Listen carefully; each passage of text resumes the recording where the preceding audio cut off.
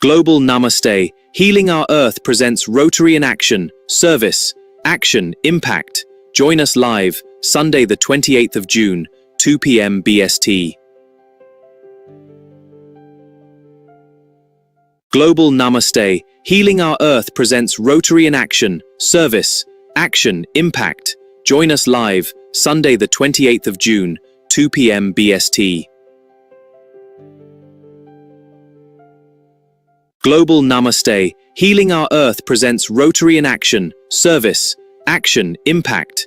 Join us live, Sunday the 28th of June, 2 p.m. BST. Global Namaste, Healing Our Earth presents Rotary in Action, Service, Action, Impact. Join us live, Sunday the 28th of June, 2 p.m. BST. Global Namaste, Healing Our Earth presents Rotary in Action, Service, Action, Impact. Join us live, Sunday the 28th of June, 2 p.m. BST. Global Namaste, Healing Our Earth presents Rotary in Action, Service, Action, Impact. 10, 9, 8, 7, 6, 5, 4, 3, 2, 1. And a global namaste to everyone on our Healing Our Earth platform. This is Dr. Kalaria here today, bringing to you an amazing program, all to do with Rotary in Action. Now, why is this important? Well, you're going to find out. Today, we have the most amazing guests who'll be joining us. But before we start, let's start off with a little prayer, just to say a very big thank you to the world, to those people who are doing great work in this world as well, especially the Rotarians out there. So let's start off with a little prayer. Guru Brahma, Guru Vishnu, Guru Devo Maheshwara, Guru Sakshat Param Brahma, Tatsmai Shri Guruve Namaha. And that prayer, actually, I'm bowing down to every single person who has a guru within themselves, the guru within themselves that guides them to do good in this world. And all those Rotarians out there, the family that I call our Rotarian family, I just wanted to congratulate each and every single one of you. This episode is to actually acknowledge you, appreciate you, and of course, to inspire others to do better in this world. Now, before we start, we may want to find out who and what is Rotary all about. But what I'd like to do is, if it's possible, I'd like to invite Kailash Parekhji, our resident host, to come and join us. And I will see if I can do a little discussion with her. Hello and a global namaste, Kailashji. A global namaste, Hanihit, and thank you so much. You are absolutely gorgeous. You are doing such great work. You're contributing to Healing Our Earth. You're helping to transform lives, all on a voluntary basis. Tell me, Kailashji, what do you think makes people want to do good for the world? What do you think? I think it comes from the heart. I'll just give you an example that it's something that I did have lots of happiness. When I can contribute something, when I can give something back, then it gives me immense pleasure. So it's a two-way thing. By giving, you are receiving as well. And I think it's like-minded people coming together, like the Rotary in Action. They are such wonderful, kind-hearted people that come together for the good of the world, basically. And I'm really excited about today's episode to find out more about the work that they do. I know they do a lot of charity work together. And it's wonderful that they're coming on this global platform to share, the wonderful work they're doing. That's amazing. And I love what you said about, it brings us joy, and in the joy of others lies our joy. Actually, that talks about that a lot as well. The Swami Narayan groups talk about this. And most people who are on a spiritual path will always say that when we go and do good for others, mostly you'll find that you feel great as well. And of course, have there been any kinds of projects that you've been involved in? I'm not sure whether you're a Rotarian or not, But have there been any projects that you feel, that has contributed significantly to the world and Yes. which you have just done, selflessly? Is there anything that you could share, any projects? Yes, absolutely. Yes. So, like you said, my guru Pramukh Swami Maharaj, who was my guru for 40 odd years, and now is Mahant Swami Maharaj, and his motto was in the in the good of others lies our own, in the joy of others lies our own. So again, it's by giving you the selfless seva that you receive. So again, through my work through the BAPS Sanstha, as well as my work in the community, has derived me immense pleasure and contribute in little way that I can, whether it's sitting on board meetings or doing any charitable works. For example, during COVID, we all got together from different faiths, coming together and doing the food parcels or doing a sponsor work or raising money for charities to my environment work that I do, with the world peace as well, the LEAP work that you know about. So I'm very passionate in any way that I can contribute, even just giving a listening ear to somebody is seva, isn't it? It's giving something. I think, yeah. That's really great. And Dr. Kailashi, I just wanted to ask one final question, before we move on to some of our guests later today.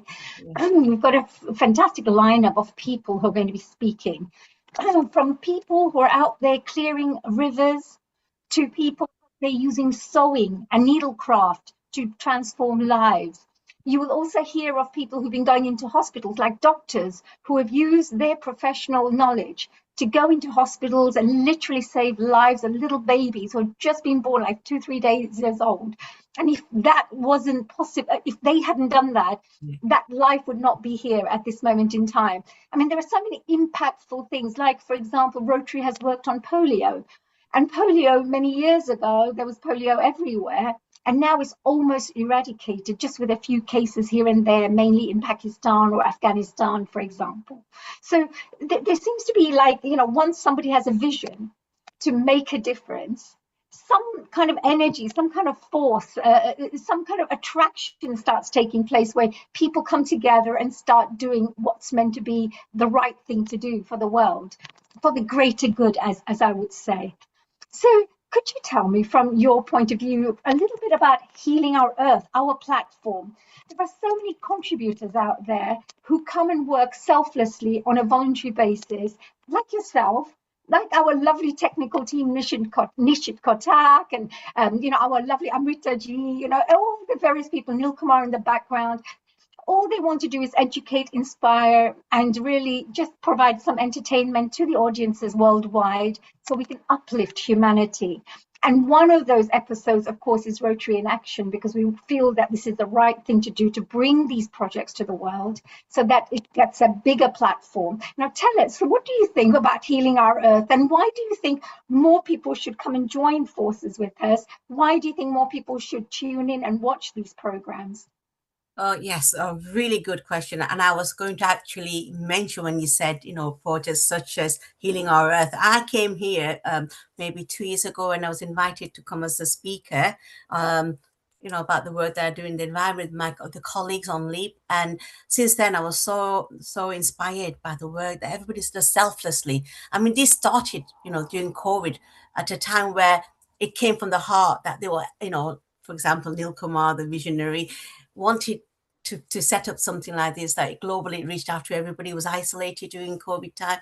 And what a beautiful concept it was. And I see everybody each week dedicated their time coming along, for the good of others, to help others, and sharing, professionals who, all over the world. And I'm so motivated and inspired by this. And I've just been recently at a conference, an interfaith conference in Rome, and I was like saying, oh, this person will be good at Healing Our Earth, they can contribute, it's the back of my mind all the time, because it honestly is a beautiful initiative that I'm so blessed to be part of this big global family.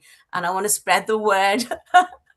I really want to spread the word. all feel the same, don't we? We all feel the same at this moment in time where we all want to contribute. So today, of course, thank you very much, Dr. Kailashi, that we are here and you here with us to celebrate this wonderful Rotary in action, to celebrate the Rotarians, the projects they're doing, the inspirational work that they're doing. And of course, I'll be perhaps calling you in every now and again to perhaps get your wonderful thoughts as a panel guest, if that's okay with you, dear Kailashi.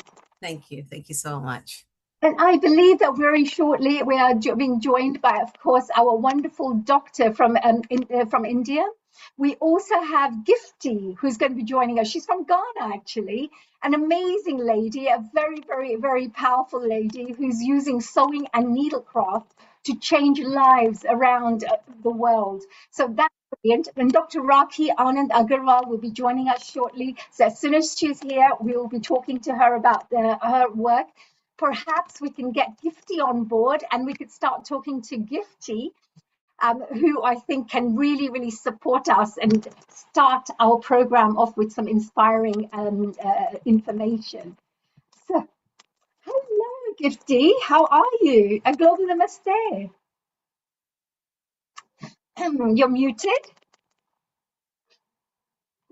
You're muted. If you could unmute yourself, please. Okay, all right. Thank you. Yes, a global namaste, Gifty. You really look like a real proper creative lady, don't you? Yes, I am. Excuse me. So tell me, Gifty, I just wanted to do a quick little introduction to who you are as a person, because I think that our audiences should know a little bit about you. Okay, all right. I just wanted to say that Gifty Zaki Hadzor, I hope I've said that right, is from Ghana. And she's from the Needle Party Crafts Community Interest Company, which is an organization dedicated to delivering sewing, needlework, crocheting, and other creative craft training to the community. The CIC focuses on empowering people of all ages and backgrounds, particularly those facing social, economic, and educational disadvantage, by providing practical and transferable skills that support personal development, well-being, and employability. Through accessible hands-on workshops and training programs, Needle Party CIC aims to build confidence, encourage creativity, and of course, promote lifelong learning. It also creates pathways for individuals into self-employment, micro-enterprises, and craft-based income opportunities.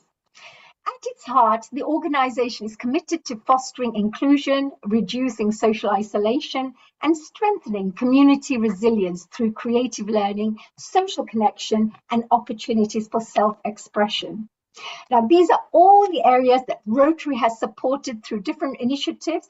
So she is also a Rotarian, and her work strongly reflects Rotary's values of service, empowerment, and community development through practical action and sustainable impact. So welcome. And this amazing work that you have done, it's absolutely incredible. How do you think of using sewing and needlecraft to transform lives? That's what I find absolutely incredible. Yeah.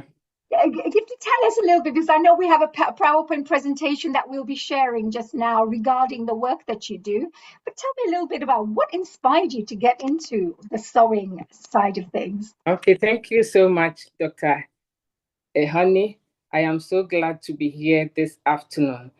Actually, what inspired me to go into fashion was that since I was born, I love fashion. I love to sew. I love needlecraft.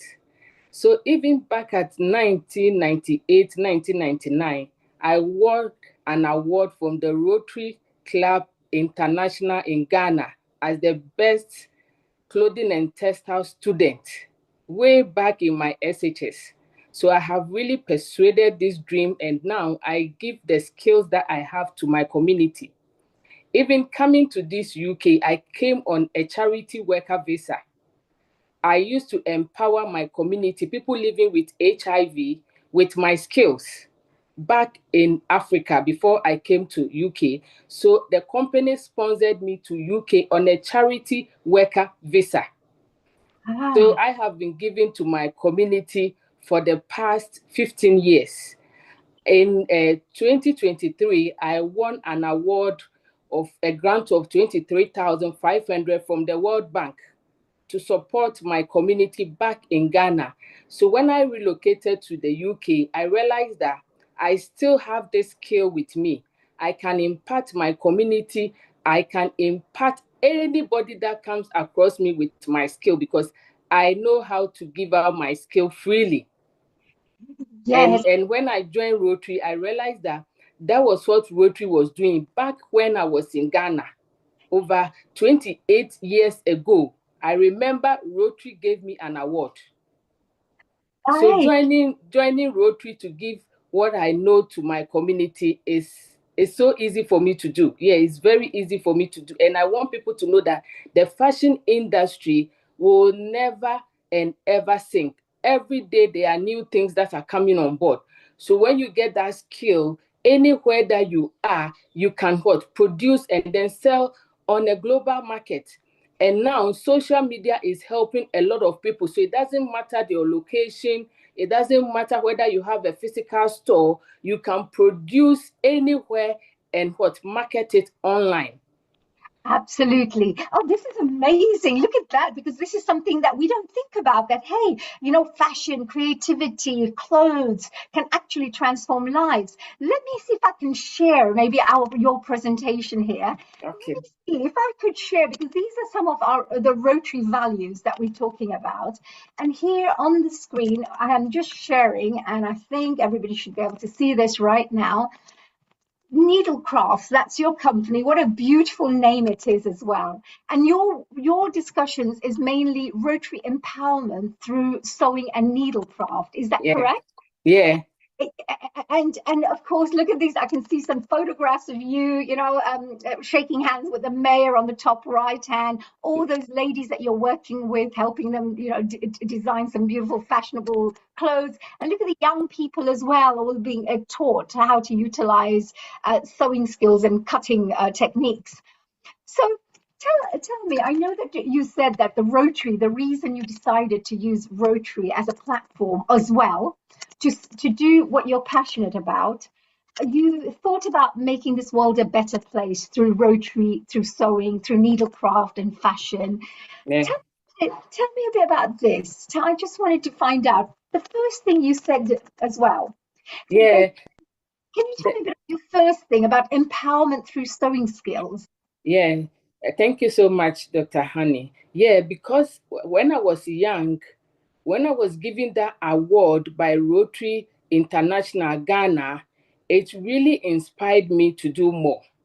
Because if at that little age, they can recognize what I do in school and then they can award me, I know that if others are also given that opportunity, they can also use it to better their life.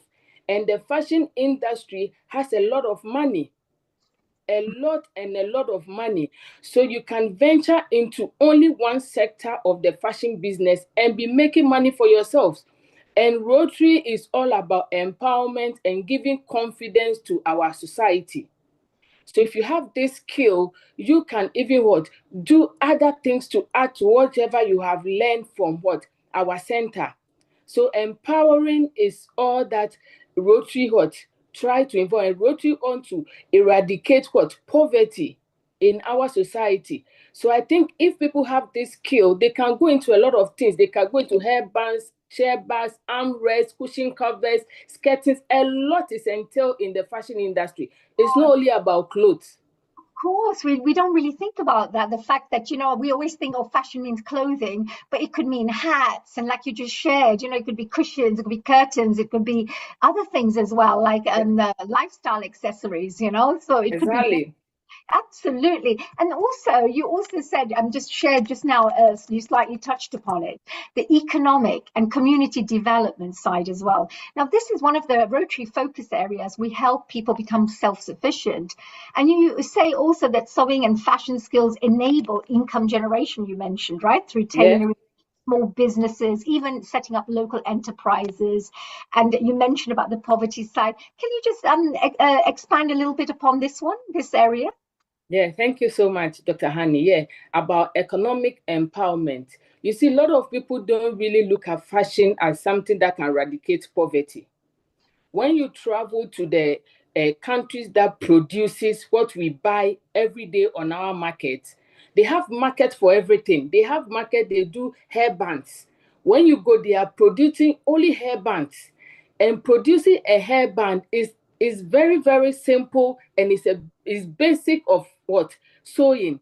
Everybody can start producing hair bands and sell it to the what? To the international market. The only thing is you need your packaging right. You need what? Your product should be good. It should have the quality that the other countries would want to what? Buy into. And that alone can make you money. It is not necessary for you to learn that I want to sew what? Wedding gown before you can make money in the clothing industry. Anything that you can do with needle and thread, you can make money anywhere that you are in this world because of what? Social media. Yes, absolutely. And you mentioned this as well. There's also coming about the basic education and literacy as well, isn't it? Because Yes, you please. talk about, of course, that there's economic benefits, and that kind of moves on to the basic education and literacy, because as that gets raised, you become more valuable. And this is, again, another Rotary focus area.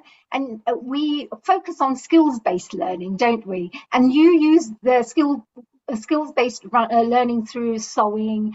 You encourage, learning, problem solving, vocational education, especially those with limited formal education. So if you haven't got your A's in science and maths, etc., it really doesn't matter, because you can literally use your talents and develop the creative side of you. So can you tell us a little bit about the basic education and literacy side? Yeah, thank you so much. Yeah, with our project, we normally do practical training. So when we come to your community, we bring out our machines Yes. to the community, because we know most communities might not have that equipment. So we transport our machines. The only thing we need is that you bring yourself to the community, to the center that will host those projects. We will provide all the materials for the project to be done. So if we go to this community and we have to do chair bags, we provide you with materials and the machines. So it is a practical project, practical trainings that we are doing. So you don't really need education. The only thing you need is yourself, your mindset, that you want to change your life, or you want to change your situation around. So we do more of practical, so that it will be acquired at the program or at the project that we do that very day. So if we are having a 1-week project, we are making sure everybody is taking something back home. Yes. To Yes. develop, and Yes. then use it, make money, or make income for themselves. Right. So there's always practical experience as well, and skills that are added on. Now, there's also, because me being a creative person, I love creativity, I love self-expression. Normally, I do that through dance, theatre, or the arts. But fashion and creativity also allows individuals to express themselves. Yeah. So, and also, of course, it's a great way to develop innovation, because you come out with your own styles, unique styles, etc. And of course, it's a great way to produce meaningful work that makes you very proud and helps you feel, appreciated for what you're doing. So Yeah. can you tell me a little bit about the empowering side of what work you do? Because I'm sure this is exactly what your presentation is about, is how to empower these young people and any age groups. Yeah, thank you so much. By empowering the young people, we even teach them how to use old clothes to make new clothes. And that also is into recycling. Most of the product that we use here, you can recycle them into other things. Let's take it that you have a jeans trousers and it is very new, you cannot wear it. You can recycle it into a bag, into a tote bag, into a jeans bag. So we teach all that. So we also teach about how to recycle old clothes, and also do alterations. You might buy clothes that you feel like this one will fit, but you go home and it doesn't fit. If you have these practical skills, I think you can alter your own clothes. You can redesign them. So those are the empowering skills we give at our center. And it has really helped a lot of people in our community, because people want to learn how to sew. They cannot do it, but we teach them practically, so Right. that they will have the hands-on training in Yes. our communities. So So that's what we do. absolutely. And of course, because I believe that when you do creative work, you can come out with individual ideas. And sometimes you can actually start off fashion, because that's how sometimes the rap artists and reggae artists that you find, they come out with a particular way of wearing something. It could be baggy trousers or something. And suddenly everybody else is wearing that. So, it's a way to start something new as well, isn't it? And Yeah. you also, because sewing tends to be a very much of a kind of a female oriented work, and we find that majority of people who come in, I mean, I know there are lots of male fashion designers out there, but a lot of women tend to get drawn to this area.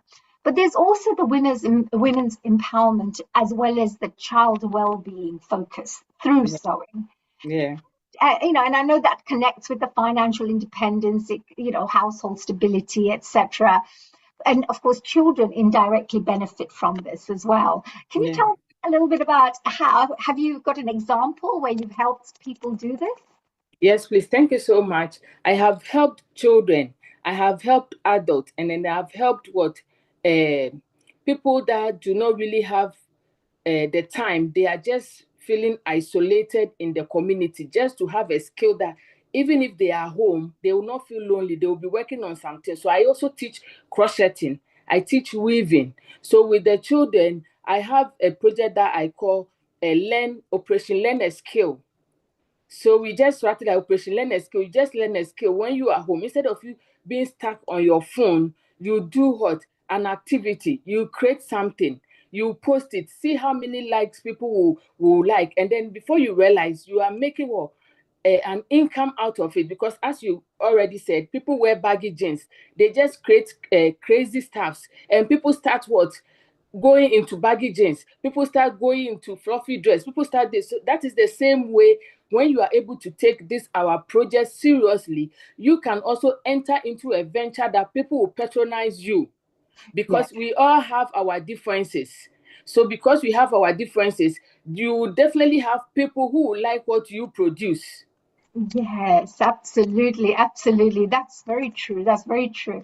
And you also said about I feel that this needlecraft work that you've just done, you have transformed lives so that it's not just one off.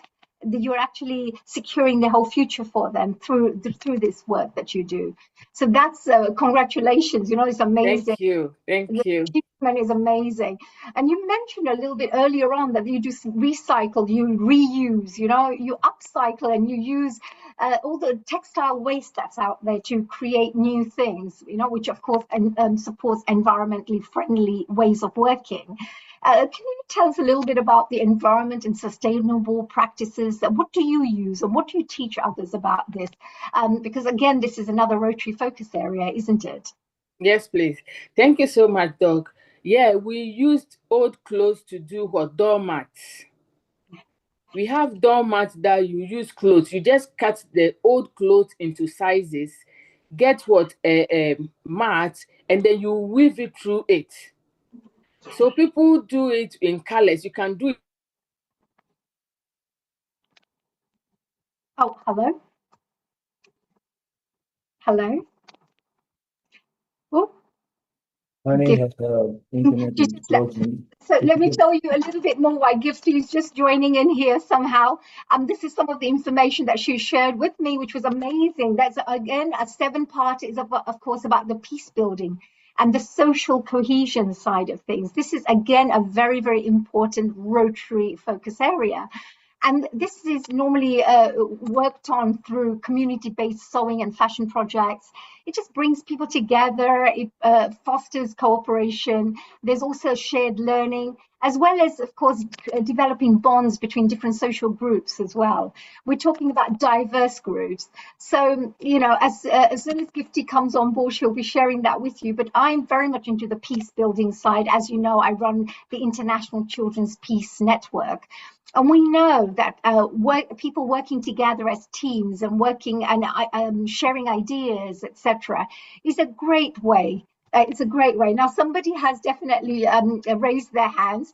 Kailashji, would you like to come and join us just now so that we can see what you have to say about this, Kailashji? Yeah, absolutely. I just want to say congratulations to Gifty. What a wonderful project, and I could see that this project has a real impact, especially the recycling.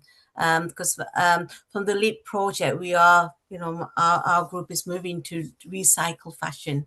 I think it's so important, and I was really drawn to what Gifty was saying about that, because I'm very passionate about recycling. Why waste all this money on, new clothes when you can recycle and sell, and what are lots of opportunities, and for economically as well, and that social collaboration, and I think that's just wonderful. Absolutely. And the fact is, maybe, there could be a great way to work together as well for these kinds of things, where the work that you're doing. And you have a lady who's actually won awards. She's done amazing things. She's been acknowledged in Rotary and other fashion platforms. She's taken part in fashion weeks and all sorts of things. And she brings her skills and her knowledge, to empower others. And I believe Gifty has joined us again. Thank you very much, Kailashji, for, sharing that point with us. And Gifty, if you could unmute yourself, we were just finishing off the peace building and social cohesion. Moving on to your last couple of slides that you have. Okay. There was a disease prevention and health awareness, because there's ways when you teach people, you to also teach people how to keep your working space hygienic as well, and how to. You also improve living conditions where people are working and how to work. Can you tell us a little bit about this? How do you integrate this kind of awareness and education? Yeah, we always tell people that you have to keep your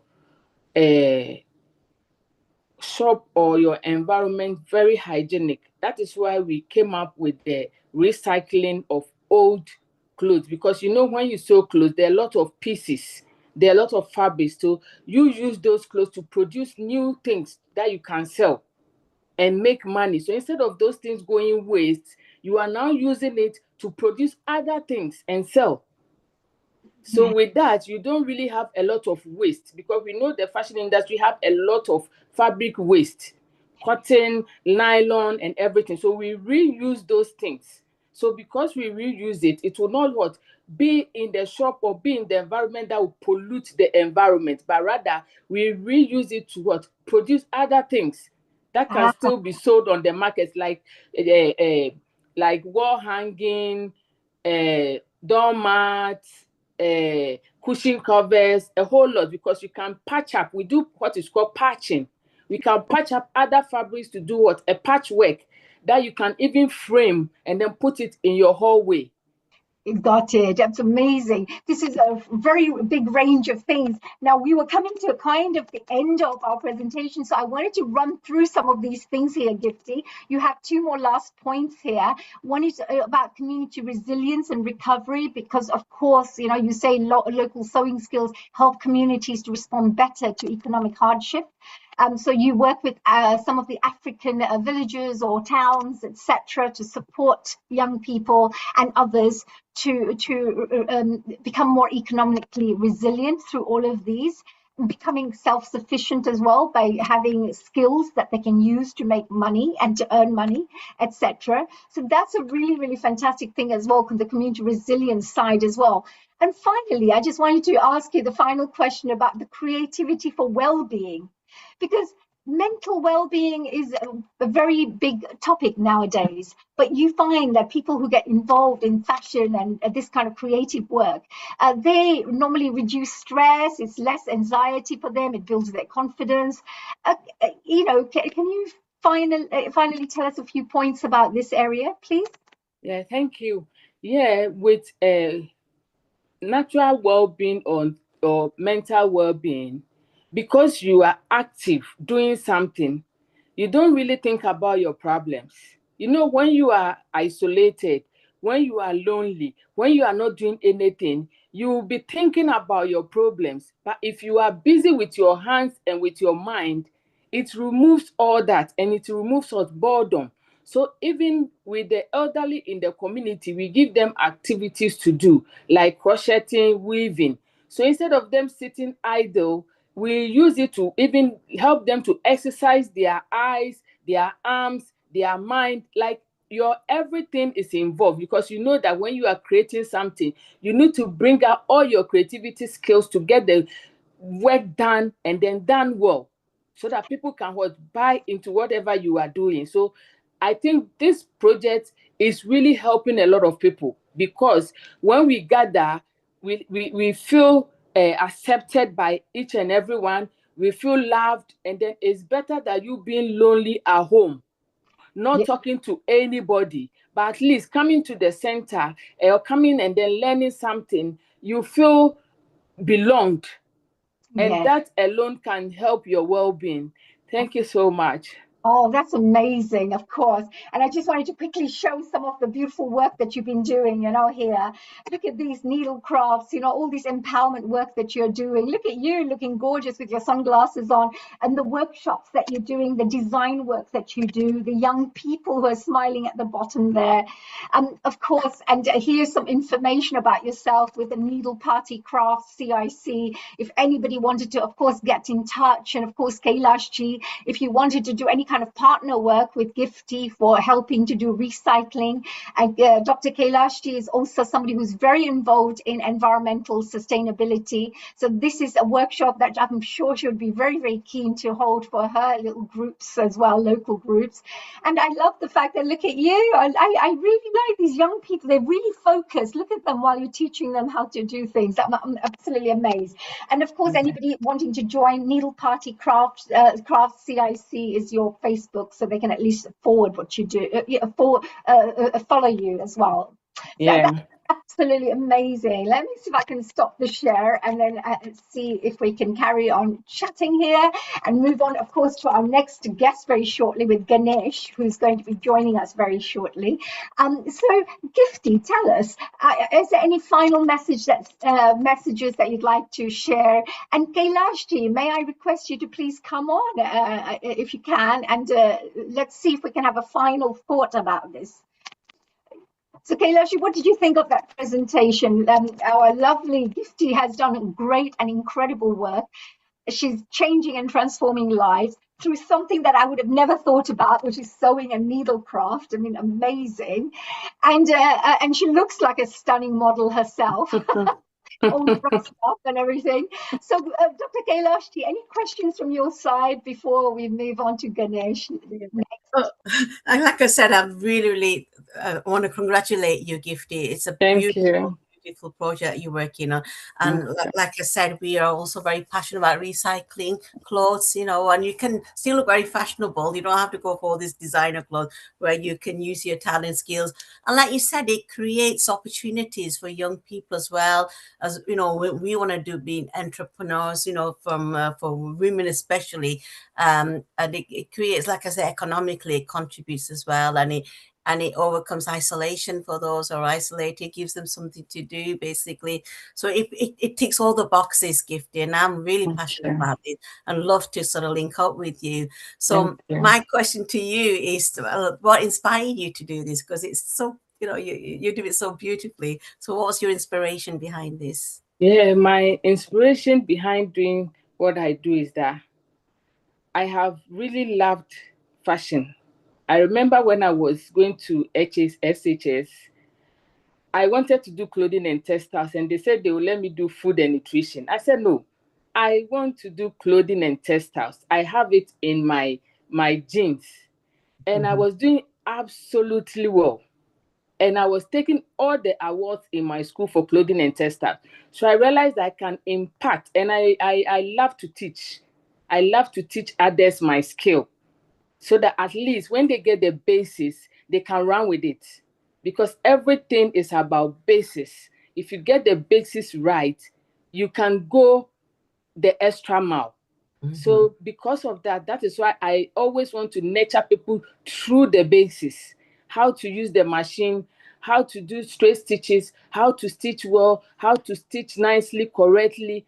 And then that gave me the interest to continue doing what I'm doing. And I really love to share with any community that wants to partner me, that wants to support me, to come with myself, because I am the facilitator.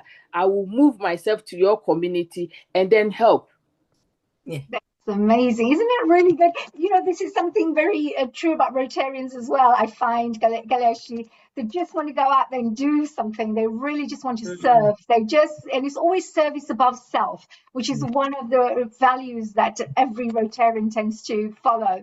So, Gifty, thank you very much for your time. Thank you, Doctor. Thank you for joining us here, giving us an incredible presentation here with your fantastic photographs of all these young people doing all the work.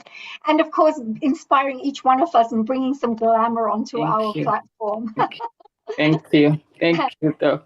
Well done. And I think we're going to be moving on to Ganesh Kuppala, who's going to be our next guest. And of course, also very interesting things to talk about. So may I request, hello, hi, a global namaste, Ganesh. Hello, hi. Hi, thank you for joining me. Oh my God, you're in a different place. You're moving around somewhere by the looks of it. Yeah. Let me introduce you so that at least everybody knows who our dear Ganesh Kuppala is.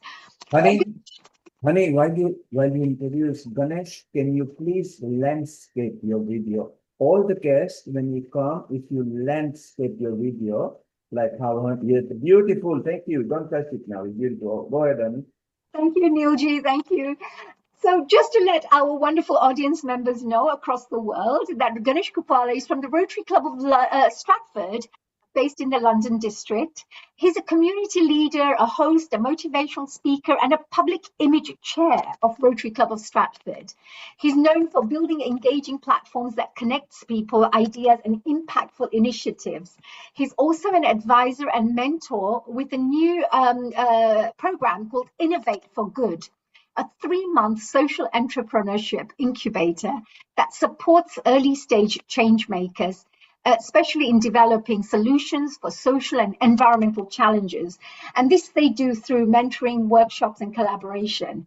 And today he'll be speaking about the important work being carried out in the area of environment and sustainability in the area of Rotary, of course, highlighting practical initiatives and inspiring action for a more sustainable future. So, dear Ganeshji, thank you so much for joining us here today. As I said, a global namaste. Thank you so much. Thank you so much, Honey. Thank you so much, everyone. I'm sorry if my vision and voice is struggling. As part of my work, I'm at Costco talking to their leadership about the sustainability activities that they're doing. So that's why I'm here, by the way. I'm in the middle of that work, and I'm trying to connect with all of you guys here.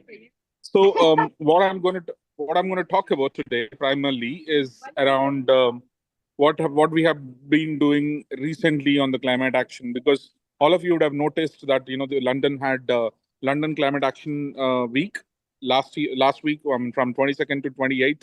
Today is the last day of it, which is a perfect timing for us as well, right? So what we are doing as part of Rotary Stratford, we do various activities, and one of them is climate action as well, because you all have experienced 38 degrees, 37 degrees in London, which is unusual and extremely concerning for every one of us. So now it's no more kind of, talking about climate change and all that stuff. It's the time to action. So what we are trying to do as part of that is bringing the global leaders across from various parts of the world. We have done various activities last week. So we did one parliamentary roundtable discussion in the British Parliament, where we had people from Kenya, delegation from Kenya, India, and also Ghana and various other countries, Uganda. All of them have come here as part of the London Climate Action Week.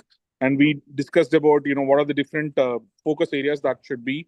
It could be, kind of water, or, plantation, or around, how you have to take your stance on sustainability in terms of saving energy and making sure that, you do minimum steps to make sure you do, bigger impact, right?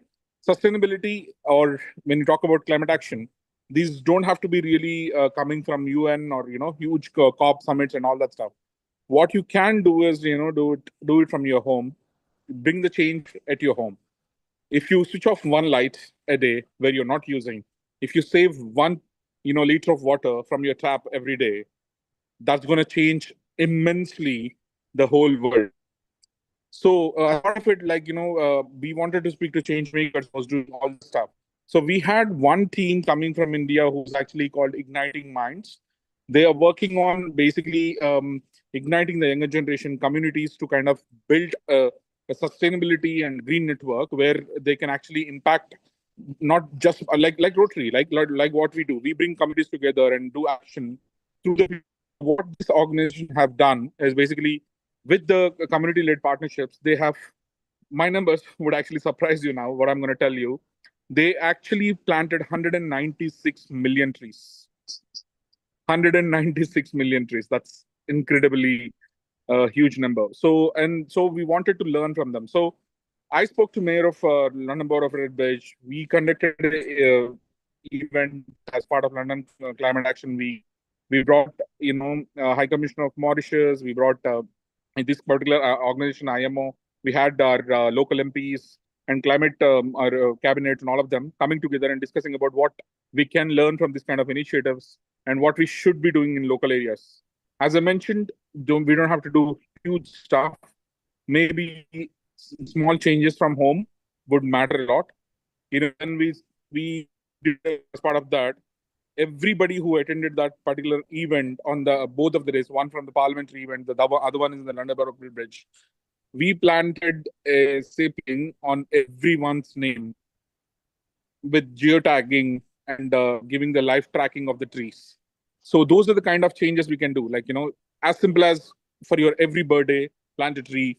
If you have birthdays at home or celebrations at home, just plant a tree or do something. Probably, Ganesh, I was telling you, switching off the lights. Yeah. Hello, Ganesh. I think your video is freezing. Unfortunately, are you at a place where there's nice high signal? Because you're freezing all the way, and yet now you're now you're there. You're back again. So you were frozen for a while. Yeah, sorry. No, what I was saying is instead of doing bigger stuff, you probably can think about small changes in your life. Very simple. We do forget switching off the lights. We do forget, moving in between the rooms. We do forget switching off the lights. And that's probably one of the very simple things that you can do as part of your sustainable journey. Or you probably, switch off the taps when you don't use them. If all the women, great looking women or men, when we go into toilets, we actually switch on the tap, do other stuff, but forget about switching off the taps. I may be sounding silly, but these are big things. I can tell you a lot of stats where there's incredible number of water wastage, incredible number of energy wastage that is happening right now, which can save this planet. If you stop printing your tickets, airline tickets, it's tremendous amount of paper. It stops your tree. I can tell you a number of things, right? What you can do in a day in, day out. When you go to we print You're freezing again. Yeah, Ganesh, you're freezing again. You may need to stand somewhere if you could. Ganesh, if you can hear me, switch off your video. So at least your sound will be better because your apps are using too many things. So bandwidth is low. Switch the video off, keep the audio on. I will keep Honey on spotlight. Switch off your video, Ganesh, and the sound will be clear. Now, if you keep on talking. Yes. Now, is it better? No, it's still a little bubbly. But as Ganesh is sorting out the sound, etc., I just wanted to share that this is an area that is very, very dear to me as well. And I know that we have to leave this world in a better place for our future generation. And in order to do that, we have to think about our kids, our grandkids, and all the future generation. And by making these little small changes that Ganesh has spoken about, it makes a huge impact, because if you've got 1 billion people doing the same thing, switching off a light per night, that's a lot of resources that are going to be supported and protected. But at the same time, if you have that same 1 billion people keeping that light on, every single day, then you can see how much energy is being utilized unnecessarily. So yes, so Ganesh, you're back. Ganesh, your Hello, bandwidth is can you hear me now? Ganesh, Yes. the bandwidth is very bad. So what you do? Yeah, because sign off. I'm Ganesh, in sign Costco. out and sign back in a moment. Sign out and Yeah. sign back in. Over. Meanwhile, let me see if I can invite Bhavesh Vegda. Bhavesh Vegda is just there at this moment. He's from India. Maybe I can get a comment from him. He's been doing lots of great work. If he is there, please come and join us and turn on your camera. There he is, and let's get him on there. Hello, Bhavesh. Hello, all the way from India, Rajkot. You have to unmute. You have to unmute yourself. Oh, hello. Global Namaste, Bhavesh. Can you hear me? Yes, we can hear you clearly, nice and loud and clear. Good. Yeah. Global Namaste. Good evening to you there in India, right? Yeah. Yes. So Bhavesh, I know that I came to Rajkot some months back to the Rajkot Club, the Rotary Club in Rajkot. Yeah. And you guys were incredible because you do so many fantastic projects in your club. And very shortly, we're going to be speaking to Ravi Chotai, who's going to speak about these projects. But can you tell us a little bit about what's your thoughts on this environment and sustainability? I came and did a talk on environment at your club, but you also do many, many projects relating to this. Could you share a little bit about the kind of work you do in the environment field? Yeah. We have every year we have a continuous project, permanent project of planting trees. We plant trees in name of our near and dear ones, and we collect somewhere around say 500 rupees from a person, and we plant a tree in his name, written on the tree with a tree card, and with a commitment of 3 years or 4 years to upbring that tree to a large scale. So every year, every president, we have this permanent project. We plant somewhere around 300 to 500 trees every year in surrounding of our city. Oh, that's amazing. And that's wonderful because what you mentioned is there's a plaque that you put and it's in memory of your near and dear ones. So that's also amazing because you keep that memory alive of your people that you love and care for, and a beautiful tree that's growing as well. You know, there's a beautiful memory, isn't it? Right. And you mentioned that for 3 years you get free. Your group looks after it for free, the charity you work with. Right. And I have one more thing to add for Gifty. We have we have a vocational center at Rajkot, where we teach the young people from the lower income group the vocational skills. We do have a teaching center at our vocational place, and we every year we teach handbags, because in India we use a lot of plastic bags, and these plastic bags clogs the sewage of the city. So we teach this from the jeans, the used jeans. Right. This can be used permanently, and the people who are stitching this, they get money from the donation. Yes. And we can do a very good. We are doing this project since last 5 to 10 years, and every time we distribute, when there is a community festival, like we have Vidya, you must be knowing that we have a festival of for Janmashtami, where Yes. there is a lot of people gather over a place, where we distribute all these bags over there free of charge. Right. So it's a double impact project, where Oh, community amazing. gets a work. People use a free donation to use jeans and clothes, and we stitch a permanent bag from that thing. Oh, that is amazing. Maybe Gifty, one day you can go to India with all bags of jeans that you have, because everybody wears jeans in the West. Yeah.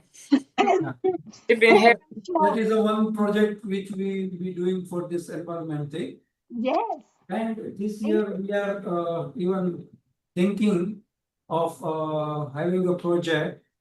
There is a called algae bulb. To reduce, this project is very new in India, maybe world also. But there is a carbon filter algae bulb which you can mount algae, ALGA, algae, ALGLE. Okay. Yeah, and this is a kind of a bulb where you grow algae in a plastic or glass vessel. This can be mounted on the center of a city. And this algae, what they do is they take carbon dioxide from the environment. Right. And Yes. they give oxygen back to the environment. Wow, that's amazing. Yes, because nowadays all the This trees will be a pilot project for the environment thing. That's great. Yeah, this can be done somewhere around 10 to. You're saying that you would make and encourage algae to grow. Yeah. And have little vessels, and through the vessels, and as the algae grows, it tends to give out oxygen in the atmosphere. I've never heard of that, and that's This is the replacement of planting trees. Yes. In center of city where you don't have a very big place to plant the trees. This can be this can be installed on the divider, the road dividers. Yes. And government of India is they have made a pilot project. So maybe our club this year, our incoming president Ravi Chotai will be sharing few of his thoughts. But this was, I think I'm just expressing myself because as Ganesh was not able to connect, I'm giving my ideas. I was not part of this meeting. I was just listening to views. I think you also have a special in the evening today, because of course it's evening time. You also in Rotary Club of London, Rajkot, have a special induction of some sort. Is that right? So this is where new precedents are changing as well. So for people who are watching and non-Rotarians, every year around June, end of June or so, there's kind of like a transfer taking place of the old presidents moving out and the new presidents coming in, and there's a handover that takes place. So Bhavesh was supposed to be there today, so he's kindly joined our Healing Our Earth to perhaps share some of his wonderful projects that he's working on. And actually, if you've got any Rotary clubs connecting around the world, which we have many, anybody interested in working in partnership with the Rajkot Club, the Rotary Club of Rajkot, you should contact the groups, and I'm sure that you'll be able to work on some partnership project. Maybe give some donations, and Bhavesh and his team can grow more algae and more oxygen can be, because I think there's a lot of pollution there in India we need to get rid of as well. And Gifty, I think Bhavesh, if you ever wanted to maybe design Western style of bags, maybe Gifty could come in as a special facilitator. Definitely. I'll talk to my club, and I've seen she's doing an excellent work. What we are doing is bringing the people from very low income budget. So, but this will definitely help if they want to go for a higher fashion things. Gifty will be in touch with you. All right, thank you. That's wonderful. Thank you, Bhavesh. And I know that very shortly we'll be speaking to Ravi Chotai, but I think we also have Dr. Rakhi Agarwal coming and joining us very shortly in about 5 minutes or so. But maybe if Ravi Chotai is here, maybe we can speak to him first about his projects and then move on to Rakhi Agarwal afterwards. So may I request Ravi Chotai, if you could put your camera on if you're around, and Gifty, if you have any final questions as well, do stay around if you have any other questions as a panel guest. Bhavesh, thank you very much for joining us.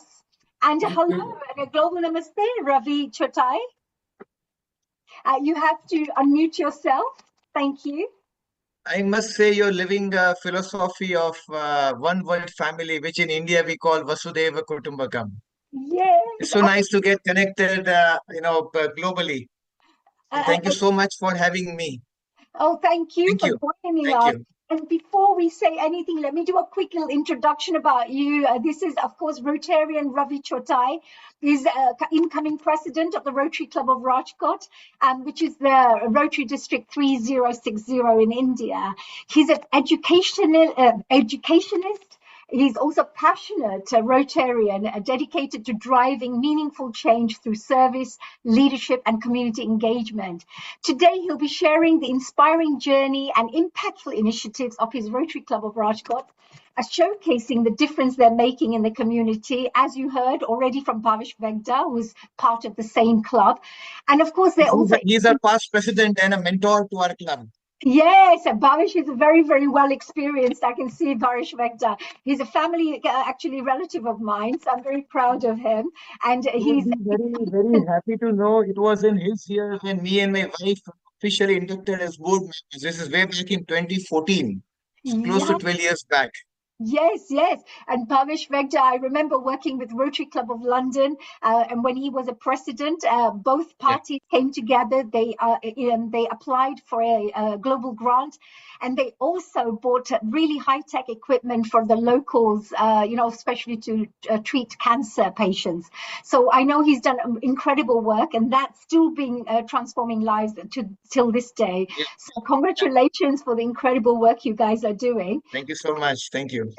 I just wanted to say thank you very much. And just recently, Ravi, I was there in Rajkot, so I'm not sure if we got a chance to meet or not.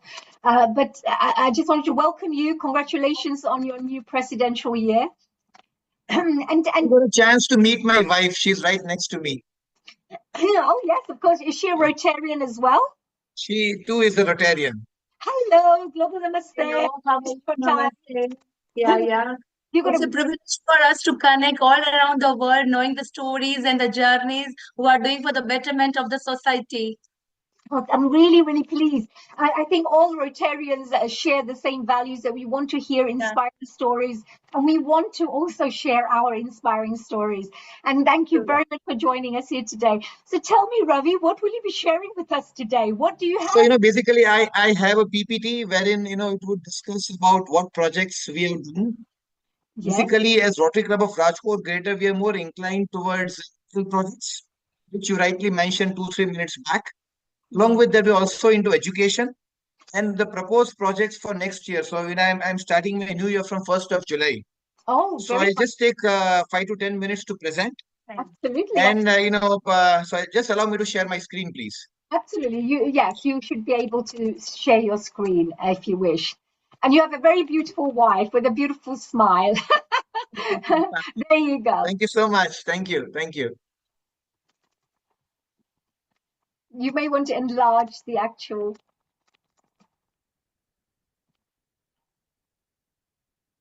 Is it visible now? Could you enlarge it so that you could, if you click on the full screen? Ravi, if you put it on slide mode, it will go and take the screen. So if you go on a slide mode, and it will take the screen on the bottom right, you should be able to see like 4 squares, another one, and then the full right next to the plus and minus sign. The icon that is right next to at the bottom. Ravi, if you look at the top of your thing where it says slide, look, new slide, and then put slide. Yes, beautiful. Very nice. Excellent. So here we go. The Rotary Club, Greater Rajkot. Vibrant. So this is how we introduce ourselves. Yes, please. So Rotary Club, Greater Rajkot, a vibrant Rotary Club with a difference. So this is a little bit about our club. So we were chartered on 26th of August, 1987, and we started with 27 members. And now the family has grown to 160. Very happy and meaningful members. So till now, we have a total giving of USD 6,54,999 as on 26th of June. So close to around 7 CR. PHF that we have is 305. Major donors are 22 and benefactors are 7. So a little bit about what projects we have done so far. So this started way back in 2007-8, where we had distribution of 2,000 reading kits to around 1,100 primary schools of Rajkot district. And we had this international partner from Finland. So it was like 12,000 US dollars way back in 2007, 2008. The center which you are seeing is started with something which had 4 dialysis machine at BT Savani Kidney Hospital, worth 2.5 million. So it was close to 48,000 US dollars way back in 2010-11. And we had this deaf and dumb auditorium.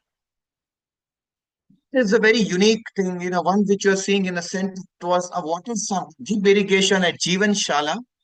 It is around 80 kilometers from Rajkot. This was a 28,000 USD project, 2012-13.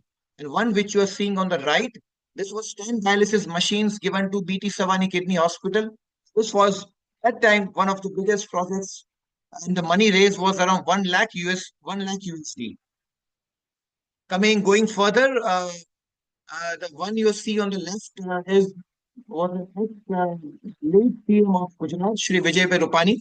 In his presence, we had Rakhi therapy machine given to Rajkot Cancer Hospital, and it was again huge, 1,50,000 USD. So thanks to all the foreign partners who trust us time and again, and do a global grant which ultimately helps us for the betterment of society when it comes to Rajkot and the nearby periphery. The center which you see is a Rotary greater CT scan machine with latest Siemens CT scan machine, again to BT Savani Kidney Hospital.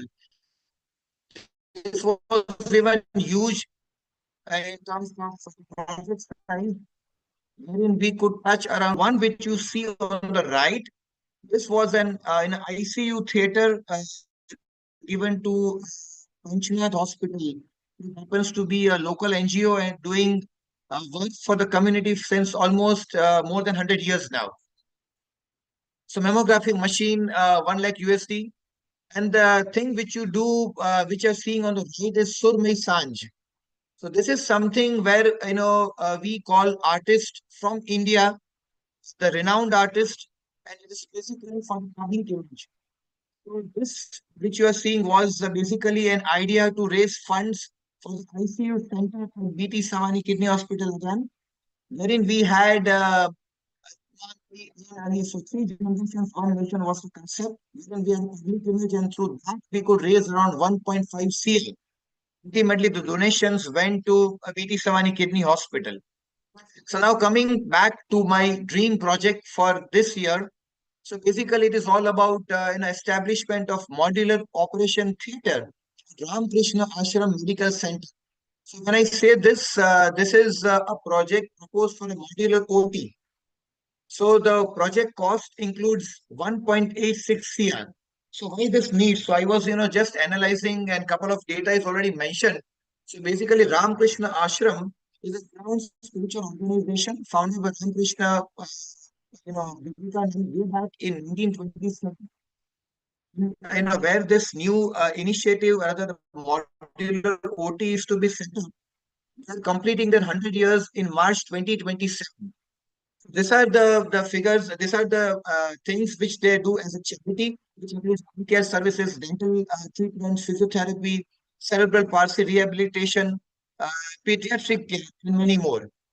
So this project basically is far-reaching for the community for eyesight. So when I talk about figures, going further, so they have an OPD of close to 17 lakhs in last 2 decades. And they have done operations close to 1.5 lakhs. So what operations they do? Basically, they touch cataract, retinal surgeries, pupiloplasty surgeries, glaucoma surgeries, and egg laser. So the need for this, modular OT occurred because they want to have, more better services and better facilities to people on and around the periphery of Rajkot. And if this modular OT is set up, it would have dust-free surroundings, controlled airflow, stable temperature and humidity, and high sterility standards, which will help achieve better surgical outcomes and reduce complications. So I take it further. So this is to be set up at Ramakrishna Ashram so the plan is passed, and the construction thing should be completed by mostly September end. And by November, they plan to start this modular OT. And by March, it will have, almost a global event wherein 3,000 monks across the globe would be part of that 100 years celebration. And obviously, eye care unit, which would be open as a part of their 100-year celebration. Another dream project which we have, so again at education level 2, our club has been very active. So this is expansion of Sadhu Vaswani Girls School, Rajkot. Project involves construction of entire 4th floor, comprising of 14 classrooms, one multi-purpose hall, creating an additional capacity of around 420 students. Total project cost is 2.25 crore, out of which institution is 1 crore. CSR support of 1.25 crores is sought to complete the project. When I talk this, already 1 crore is to be raised from the institution. So far, you have already raised 25 lakhs. Another 25 lakhs is in pipeline. So 1.25 crore, which we need to complete this project, 50 lakhs is already in the pipeline. So even this is an appeal, because if this setup is done, the girls would get this is only a girls' school. Girls would get a complete infrastructure wherein they will have new possibilities to the outer world. And this institution, where we as a Rotary Club of Rajkot Greater want to support this. So this is our second dream project. Thank you so much. Thank you. Lovely. Ravi, that was absolutely amazing, Raviji. That was great. If you wanted to stop sharing the screen, and we shall get you back on screen again. I love the idea of the girls' school. I mean, that's amazing, because education, I think, is the best gift you can give to people. And especially education will help you to make people more self-sufficient in the future, especially girls, because having, their mothers, they'll become mothers one day, and, they'll be raising families. So the more educated they are, the better it will be for the children, as they, to guide, and the wisdom that they can have, to help raise their kids. But Raviji, I just want to say, what a fantastic, amazing work that you're doing. And it's quite a large amount. It's not an easy amount. There 2 crores plus, etc. How do you tend to raise this funds, and how do you manage to do all of this?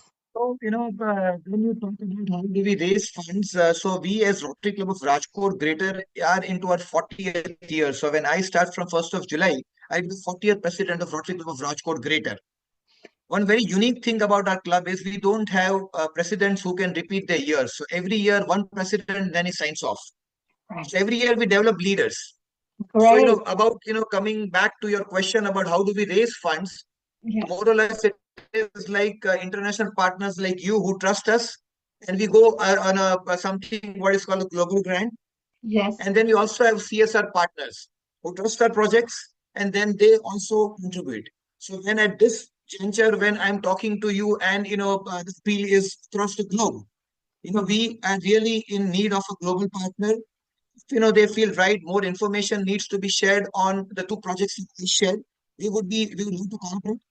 And if something can be worked out, these 2 projects we wish to complete maybe in another 6 months. So this is an appeal and a request to all those who are connected and friends overseas. Yeah, that's amazing. That's great. I like what you said as well, that you develop leaders, so you do not repeat presidential years. Of course, I think that's for most clubs, but sometimes you have to repeat. But what you're saying is you help to develop fresh new ideas from new presidents, give them a chance to also lead and come up with their own passionate projects. And the last 39 years, we have had no repeat of presidents. So that's achievement, or you call it that's amazing. And how many members do you have at your club? 160 current members. 160, amazing. 160, yeah. That's fantastic. So we are one of the most vibrant clubs of Rotary District 3060. Right. That's beautiful. Well, maybe, when you have your school set up and everything, we could maybe invite Gifty, to come along and do a special sewing class and needlecraft or fashion discussion, workshops with our young. To cooperate. It'll be amazing. Yeah, that'll be a fantastic. And of course, after this after this, we're going to be also moving on to our Dr. Rakhi Agarwal after your interview, and she's been doing something completely different with the environment side. And she's working on, supporting rivers and ponds and things like that. And just one person, I'm very, very impressed. The one lady who's just gone out there and really made such a huge contribution and difference to the local environment. So what other things do you have in terms of the 7 areas of focus? You're working on education, you mentioned. Of course, the health, etc., would be amazing. Was there anything else that you would like to share? Any other? What are your? So we also have an idea of women empowerment. So we have our meetings at place what is called a Rotary Greater Bhavan. So we are fortunate to have our own premises. So we don't go out to have meetings. So every Thursday we have it in our own premises, which is managed by the trust. So there, this year we are planning to have women empowerment programs. So, the local communities of women who are either independent or maybe as a single parent, we would, look out for them and we would help them with the courses which would. Sorry, Raviji, your voice is going in and out for some reason. So. Am I audible now? Much better now, because when you were doing the presentation, you were going in and out of your voice. Yeah, please go ahead. Thank you. Yeah. So women empowerment programs are something which we are planning to start at our Rotary Greater Bhavan this year. We are, as far as the environment, because people have been talking environment since almost 45 minutes now. So we are also planning for Miyawaki forest schemes. So we are looking for places where we can have this in place, more or less support environment in the best possible way. Yeah, that's amazing. So one final question about this side, Rajkot, Gujarat, you have different parts of India with different clubs. Do they differ in the way they work? Because sometimes, you have clubs in UK and clubs in India, they work slightly differently. Do you find that the clubs all over India are working on similar patterns, or they have their own ways of working? Fortunately, if I talk about District 3060, so this year the incoming governor is Rotarian Nilesh Shah. So, we have been fortunate working with him in a way, the projects, more or less in 7 focus areas are pre-described. It is something that we get from district. Along with that, we also design our own projects. Yes, in a way, if as far as District 3060 is concerned, more or less the projects are, similar. So we work on a same uniform pattern. Yes, okay, fine. So it's all based, otherwise you get your instructions from the district and get their vision, and then you work on those things. That's amazing. The projects that I discussed, the medical projects, the education side, fortunately it was a vision of Rotary Club of Rajkot Greater, and then it was taken to district and supported globally and from the district in past years. That's amazing. I'd like to, if Dr. Meeta is there, if she can turn on her video, see if she can come on board and perhaps ask a couple of questions that she may see as quite useful, because me being a Rotarian, I have a particular way of looking at the work we do. But if you have somebody from outside who are asking a question, it may be interesting to see what they have in mind. Dr. Meeta, if you're there, can you please join us if you're there? And if you could turn, okay, while she's coming on board, let's see if I can get Gifty on board and see what she has to say, because she, at the end of the day, is also quite into Rotary work. Hi, Gifty, could you unmute yourself, please? Yeah, thank you so much, Dr. Honey. Yes, do you have any contributions, any messages, any questions for Raviji before we move on to our next guest? Yeah, I am just excited that the 2 speakers mentioned about recycling, and then it's like whatever I said in my previous submission, where what they also said in recycling and then helping our earth.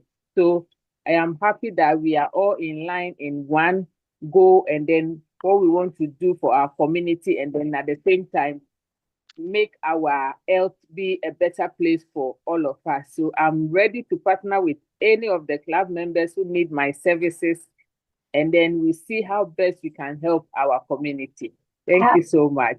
Well, I also wanted to ask, I just wanted to maybe share a quick little interview. This is an interview with Eve Conway. It's only a few minutes, but she's sharing about how it's important to tell our stories to the world. And I think it's quite interesting. I'd be very interested to know your thoughts on this. I'm just going to share the actual visual, if that's okay, and see if you can hear what she has to say. She's a lovely lady. She was a director as well, international director. Oh, okay. Here she goes. Just mentioned about the polio side, and Eve, I mean, you've also described in the past just that administering polio drops to a child in India was your Rotary moment. Could you share more about how that experience influenced your passion for the Purple for Polio campaign and Rotary's fight to eradicate polio worldwide? Yeah. As president, I went on to be president of Rotary International in Great Britain and Ireland as well. And as president, together with the district governors for that year, the Evolutionary as they were called, we launched the Purple for Polio campaign because, you know, it's so important. Rotary started the campaign to rid the world of polio back in 1985, then went on to become part of the Global Polio Eradication Initiative. We are one of the key partners in that with the WHO, UNICEF, and also more recently the Bill and Melinda Gates Foundation. So we are very crucial in this battle. We started the campaign to rid the world of polio, and we will be there at the finish, because when we started the campaign there were 1,000 cases a day in 125 countries. Now this year we've had a handful of cases in the 2 polio endemic countries of Afghanistan and Pakistan. We've eradicated polio by 99.99%. So this is an incredible achievement. And what is so important is that, you know, I've been out to India to immunise children against polio. First time I went with TV presenter Connie Huck. So organised for her to come along, and we did a feature for BBC News and also a short documentary for Rotary. The second time I went out, we did have the health. There was a health correspondent for the independent newspaper. It was organised that she would come with us on that for the independent. What I wanted to talk about was really, you know, my Rotary moment was actually immunising children against polio and putting those 2 polio drops into a child's mouth. And I remember one scenario where I did this, and the mother of this child, it was in a slum in Delhi, and she looked at me, and she couldn't speak any words of English, but her eyes were saying, "Thank you for giving my child these polio drops that will prevent my child from getting this crippling, horrendous disease." And that was a really emotional moment. But I think it shows Rotary's commitment to ridding the world of polio, that no corner is left untouched. And, you know, we were going through a place really which was a litter. It was a rubbish tip basically, but 1,000 people lived in this rubbish tip. And we were going through there, the smell was indescribable, there were flies everywhere, tiny children running around, and you had to avoid walking into the open sewers as you walked down the narrow path in this slum. And but there we were giving children there under the age of 5 polio drops and making sure that they were protected. And I think that's what's so important about our campaign. We're almost there, and we will definitely, we will rid the world of polio. That's amazing. This is great work. What impactful work you've been blessed to be able to do, and also to have your dedication and persistence and your ability to want, I mean, you're such a true humanitarian. Actually, your career at the BBC and your work in journalism clearly strengthened your storytelling skills, I would have felt. So how important do you think and do you believe storytelling is in helping Rotary attract new members and communicate its impact to the wider world? Well, it's very important, and I think, you know, especially being a journalist, spent 20 years at the BBC, and also, you know, presenting, news reading, producing, and also making documentaries. And I've used my skills making documentaries to make over 30 videos for Rotary in Great Britain and Ireland's membership and marketing campaign. But all of those about storytelling, you know, very visual in videos, but we need to be storytellers to get across what we achieve as Rotarians, because at the moment the world needs what we do, our focus on peace, our focus on making the world a better place, now, if not more than ever, with probably more conflicts than we've ever had going on in the world. So, you know, it is important as Rotarians that we do tell our story. You know, and don't talk, for example, and I've heard, you know, probably people have heard this said before, but, you know, you don't talk about giving a check, you talk about the child or the person whose life has been changed by the money, that donation that's been made.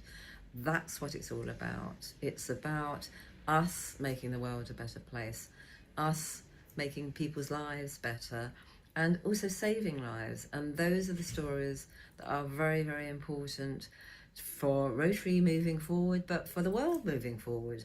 And as I said, you know, we need to tell our story now, if not more than ever, because our world needs us as Rotarians to help make the world a better place. So go out there, tell those stories of how we are making a difference. Well, thank you so much, Eve. There you go. And I thought this was really, really amazing with Eve sharing the fact that we must share our stories, because that's going to be leading us to our next guest, of course, Dr. Rakhi Agarwal. A global namaste, Dr. Rakhi Agarwal ji. I think you need to just unmute yourself. Namaste, everyone. I hope you can hear me. Oh, yes, we can. Actually, before we start, I'd like to give a really great just an introduction about the amazing person that you are and the great work that you're currently doing. So I just want to do a quick little introduction to Dr. Rakhi Anand Agarwal. In 2018, she took a bold step towards environmental revival by launching a campaign to clean the sacred Malan River, which had fallen into a severely neglected state.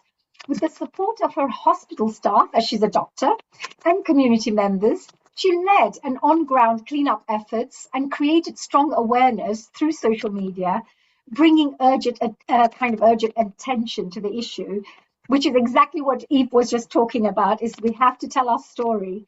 Her initiative gained widespread media coverage and gradually drew support from NGOs, local organizations, and also reached a governmental level, including the involvement of Chief Minister Yogi Adityanath. Alongside her work as a dedicated medical professional, Dr. Rakhi continues to balance multiple roles with remarkable energy and commitment. She has appeared in films alongside actors such as Sanjay Mishra and Vijender Kala, featured in commercials for brands like Amazon and Microtech, and been showcased on platforms including Doordarshan and the History Channel. So she's proudly rooted in Najibabad, Uttar Pradesh, and Dr. Rakhi's journey reflects, I believe, the power of determination and public service, and also in driving meaningful change across health, environment, and of course, community development. So welcome, Dr. Agarwal, welcome. Thank you so much, Honey. And I'm so glad to be here. And listening to all of you people makes my work look very minuscule. But still, as ma'am said, that we need to share our stories, you know, to inspire others, to maybe give new ideas to others. Am I audible? Yes. I would like to share just my pictorial. I've not made any PowerPoint presentation, but out of my image, I would like to share. Yes, sure. I also have a video of yours that I thought I'll be playing. And so Yes, I think maybe you can play it without the sound, if that can be played without the sound. yes, yes, Maybe yes, we can do. I will try my best to do it without the sound. Let me see if I can share that for you, and maybe you can talk about it if that's something you're happy to do, because I think the work that you have done is really incredible, and this particular information actually tells everybody about the kind of work you're doing. So let me see if I can switch off the things. Now, can you see I this? think I've somewhere. Have you lost me? Am I still there? You are definitely still there. I'm just going to be sharing. Okay. You are Maybe, in trying to, yeah. you You try that. Meanwhile, I'll rejoin you. no problems. I'm going to be playing this for the time being. Okay. Would you like me to take out the sound? Would you like me to take out the sound? Okay, no problems. I'm going to be sharing this about Rakhi Anand Agarwal. Honey, she wanted you to play it without sound. She's joining back again. Oh, okay. I did not hear that. So while I'm waiting for this, let me see if I can show you something very, very interesting. And Rakhi Agarwal has actually been in many magazines, newspapers, all sorts of places. Let me show you a little bit about one of the work that she's been doing. Let me see if I can share this one. She was in something called India Today magazine, where they wrote about this amazing work that this woman is doing. Let me see if I can share the screen here. There you go. And while she's joining us, here comes this. So this is a whole story. I thought this was a really great one because it talks about the women. It talks about all the Rotarians who are shaping a brighter India. And she's also a doctor, a medical doctor. She looks absolutely beautiful as well. And this is a great story about all the work that she's been doing in India regarding the river cleansing and the pond cleaning that she's been doing. If she's back again here, I'm not sure if she is. If she is, that's great. She's not yet. When she comes, she will automatically be spotlighted. Sure. Honey, what we can do, maybe while we're waiting for her, at the tail end, we were going to talk about more Rotary project. Let's talk a bit about it now, and we'll talk again then because of you as strangers. Absolutely. Let me show a little bit about the information that I wanted to speak about then. Of course, for those of you who are out there interested in finding out about what is Rotary all about, well, Rotary has 7 very, very important areas that they work on. And if you would like, I'm just going to open up one of these for you. Here is a Healing Our Earth video that you may find quite interesting. What people have been talking about in terms of what this is all about saving our planet. I don't know if you can see this on the screen. All the work that we've been doing in terms of Rotary. Here is one of the work that we're doing in Bangladesh, actually. Oh, Rakhi is back at the moment. May I just maybe move straight back onto Rakhi, if that's okay? And then maybe we will talk a little bit about the work she's doing. So are you okay now? Are we all right there? Rakhi? Yes, perfect. I'm so sorry for this glitch at the last moment. Actually, I'm not in my house. I'm in somebody else's house. So that's a little bit, yeah. So I'm born and brought up in Delhi, I would like to say. But destiny took me to a small place in Uttar Pradesh that is called Najibabad. It was such a small place that I'm not sure whether people in London could relate to it, but people in India can definitely relate to it. And I think this place, initially, I had a very tough time. For initial 10 to 12 years, I spent in depression because I was an educated girl who had lots of dreams ahead and lots of ideas of progress, but I was shifted to a small place called Najibabad. But I think that was my destiny today. Now, when I look back, I think it was my destiny. So when I came here, I was the first gynecologist to start doing ultrasound. Mind you, before the time I came here in 2002, there was nobody who could do ultrasounds for a female patient. There were only male men who could do ultrasounds. So that was a big relief for the women patient.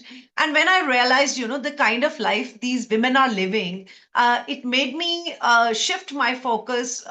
Like I always have been practicing since that then, and I've never left my practice. But it also made me shift my focus to the well-being of these women over there.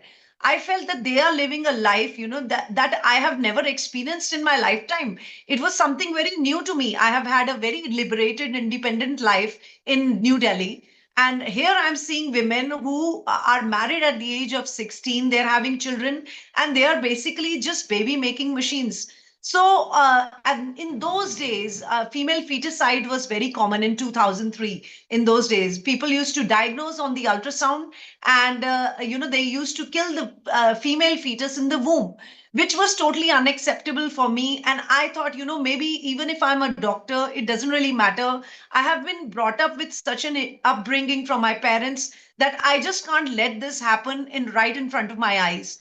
So I thought that I will do something about it. And since then, I have been doing workshops, and I've been doing lots of programs, awareness campaigns for against female feticide. And you will be glad to know that District Bijnor has had a positive ratio after many, many years of hard work, not just for me, from my side, but also from the side of all the, the mindsets that I could change. Because I had a little bit of streak in the movies and in the social media. I spoke well, even as a doctor. So people used to listen to me. I became a natural leader, and I'm very thankful to God for putting me in such a position, that I can influence people. So things have changed now, but it was very terrible time then. And over a period of time, I used to think that there was a stream, Malan River here, which was supposed to be very sacred. Many of you may not know that Malan River was actually it's the birthplace of Bharat. Bharat is exactly that same name. Our country has been named after him. So it was the birthplace. So it is supposed to be sacred in our mythology. But it was like a dirty drain right in front of my house. It was about 1 kilometer from my house. And I decided that I would do something about it. I took such a big project. I never realized that what am I going to do? I'm just a small, ordinary doctor, and being alone, what could I possibly do? But slowly, I went there with my staff on every Thursday's morning and started cleaning, and I started posting on my social media. Slowly, I realized that lots of youth and lots of people there, the Rotarians, the other clubs, were very interested in doing something like that. They wanted to be a change maker. Probably looking at me, they wanted some change in their environment, and everyone helped me in the Malan River project. And today, I'm glad to say that Malan River is taking shape, and things have changed. People are changing, although the changes are very slow, but still we are hoping, in years to come, that will be like a very nice, you can say, a picnic spot, or some place that you can, visit as a tourist. So, and after that, I realized there was a pond there in Najibabad only. There was a pond which was being polluted. I went there on 2nd October, Mahatma Gandhi Jayanti, and I realized that this needs to be cleaned. And by this time, Malan River had given me so much of power that I didn't realize for 2 minutes that, what will happen. I just took the charge. And today, you'll be glad to know that it has turned up to be a nice picnic spot. With my efforts and my NGO's efforts, Sakhi Welfare Foundation is my NGO, and we have been empowering women. We have touched lives of more than 30,000 women over the years just through my NGO. We do Silai Kendra, which teaches them stitching. We do beautician courses. We do computer courses. We do courses to make them financially independent. I never like to donate money to any woman whatsoever. I always, neither do we pay for, getting them married. So my idea is to make them financially independent so that they can live their lives on their own 2 feet. So we don't need to help them thereafter. We just have to give them a source of income. That is my main power. And in during the COVID times, we made 50,000 masks and our women were earning even when a lot of people had lost their jobs. And those 50,000 masks we sold, and we bought a sanitary pad unit.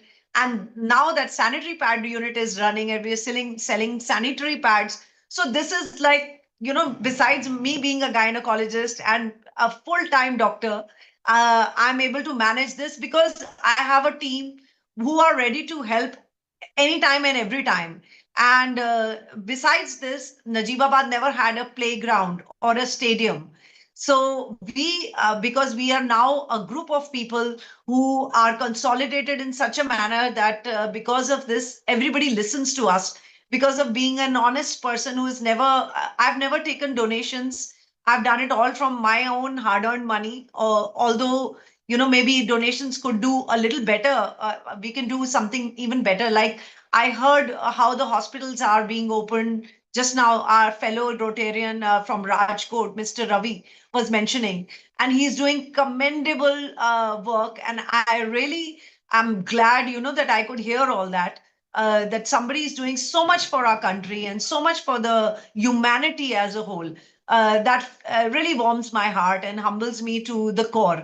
So Najibabad also got it first. Sorry. Yeah, Dr. Rakhi, I think you're doing incredible work, I have to say. And of course, the work that you mentioned about the river, I think it'll be really important if I can maybe play the video and you can share a little bit of information about it, then people can be able to connect to exactly the amazing work you're doing.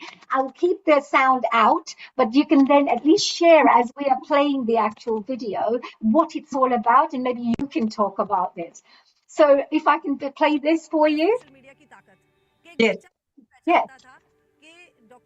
So this is the field right across the river. It's supposed to be a sacred river, but it was nothing less than a drain.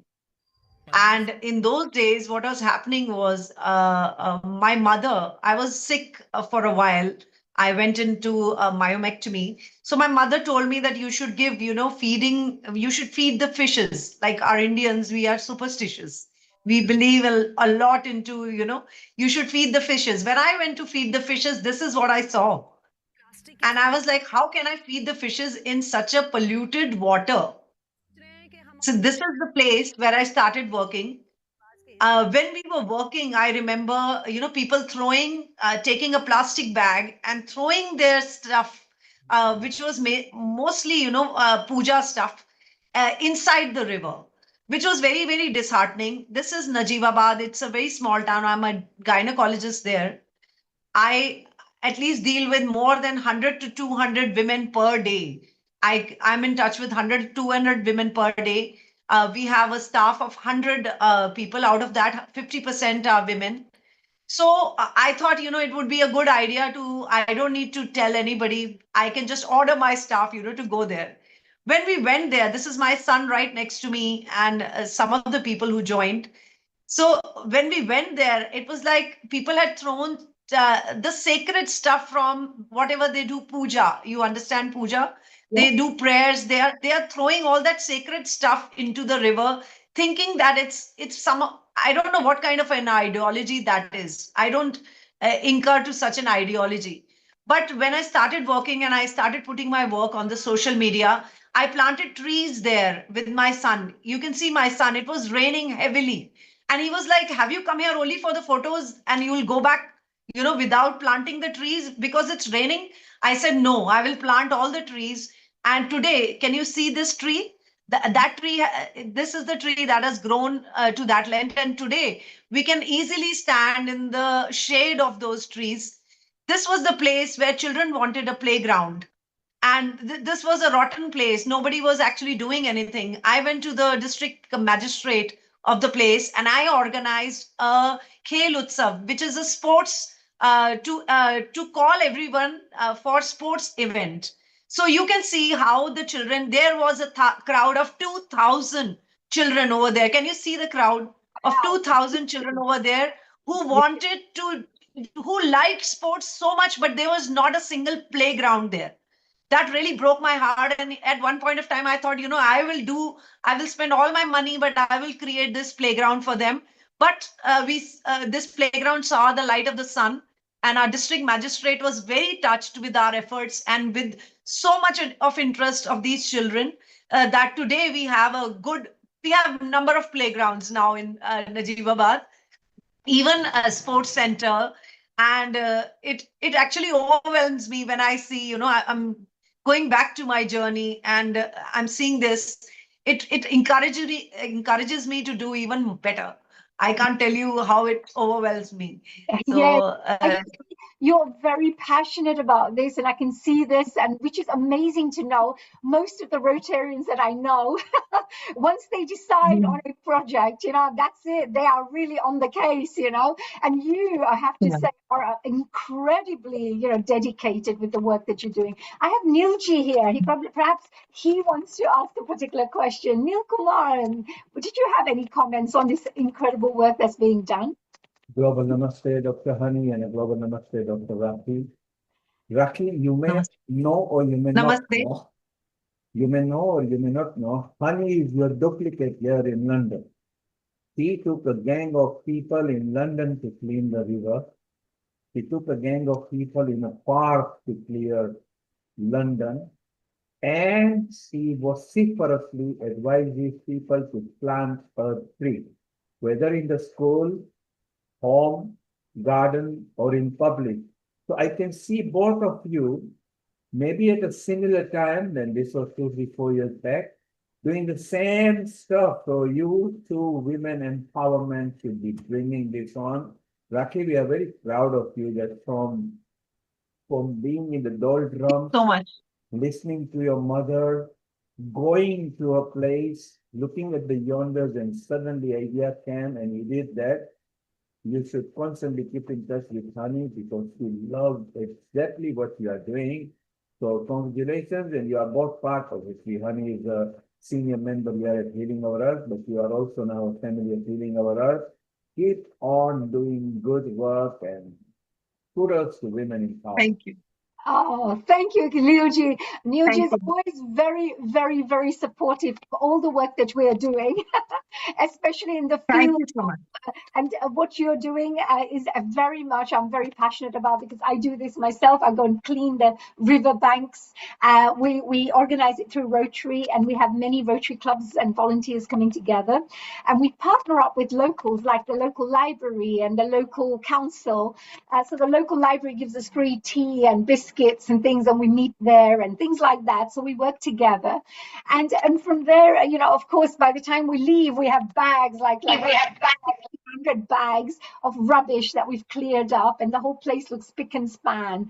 So I can understand, the great work that you're doing. And when it comes to planting trees, we do the same. So a couple of years ago, with some other partners, we planted 1 million trees. And that was with various, with Art of Living, International Association of Human Values, Climate Action Now. Some various organizations came together, and we were, of course, Rotary, as part of Rotary, came as part of it.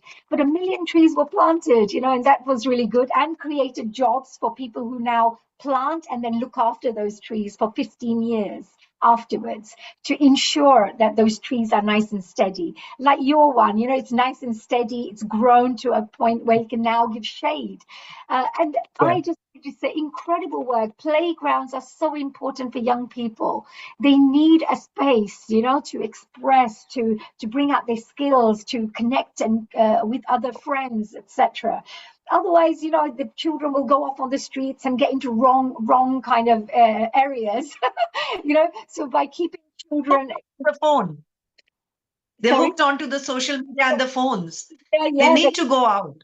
Yes, and look, many years ago, all young people were connected to nature in such a strong way. Nowadays, they're connected to technology rather than nature. Nature is the thing that cleans their aura, keeps them healthy, etc. So, Rakhi, I just wanted to ask you, I know that you came out with such amazing things, and you told us about what inspired you to do this, but what are you looking to do next? What are you looking to move this towards, this beautiful vision? At present, I am collaborating with the news channel, the national news channels, for my opinions on women rights and other issues. I speak about whatever I want to say, whatever my stand is. People think that I'm going to go for politics, but that is a very minuscule thing for me. I think my goal is to be, this is the purpose of my life. And if tomorrow I feel that I need to go into politics to complete this purpose of my life, then be it. But otherwise, I'm not into that. But right now, it's about, teaching the youth. My concentration is fairly towards the youth because I want, they are the ones who are following me the most. And I get a lot of correspondence from them. Recently, some guys from the college, they came and they said there is a heritage fort and we want you to be a part of it to clean that. So I was so happy that, the children, the youth is thinking about such drives. And I gave my 100% and we actually cleaned that fort. And this July, again, we'll be planting 1 million trees. Why? Because we don't plant during the environment time, the environment day time, basically. It's very, very hot and very the 70% of the trees are likely to die. But our months of plantation are July and August, which are going to come. So with the Rotary and with everybody, I will not spare a single soul I know to plant at least 10 trees from their side, be it whatever. So that has been, just keep motivating and just keep going. I don't plan the future. I'm right now in the present. This is beautiful. This is how all spiritual people who work through their hearts work. Yes. They work on the present. We have Bhavesh Vegja here again. He had a fantastic suggestion of how to get you working and multiplying your efforts. Bhavesh, would you like to share what suggestion you have for Rakhi? Yes, Rakhi, I've been in Rotary since 25 years. And what I have seen is you're doing an amazing work by yourself.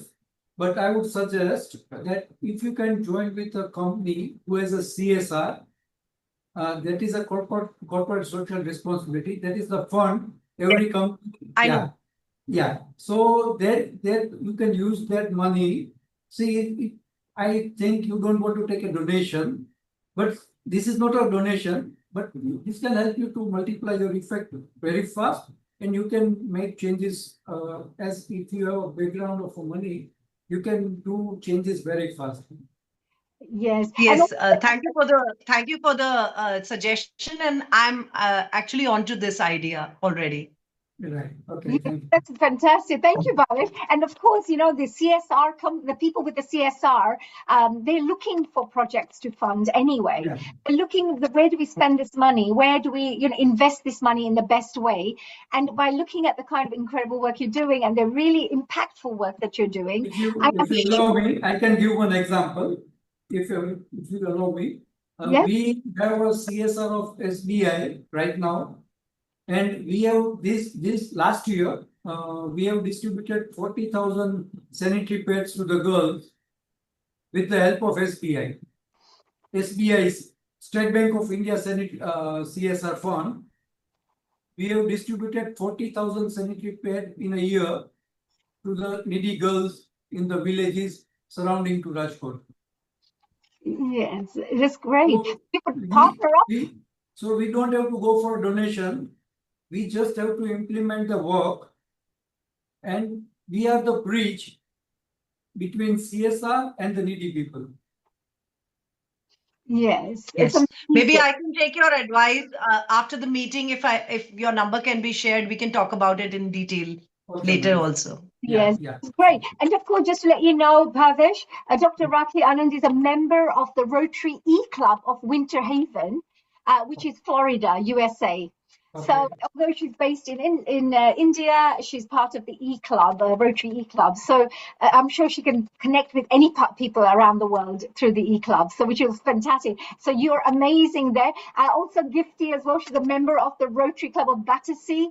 They do a lot of work like this for women. You never know if you guys can connect together, and maybe Gifty can also come on board and support your women there locally. I think this will be great for the women empowerment side.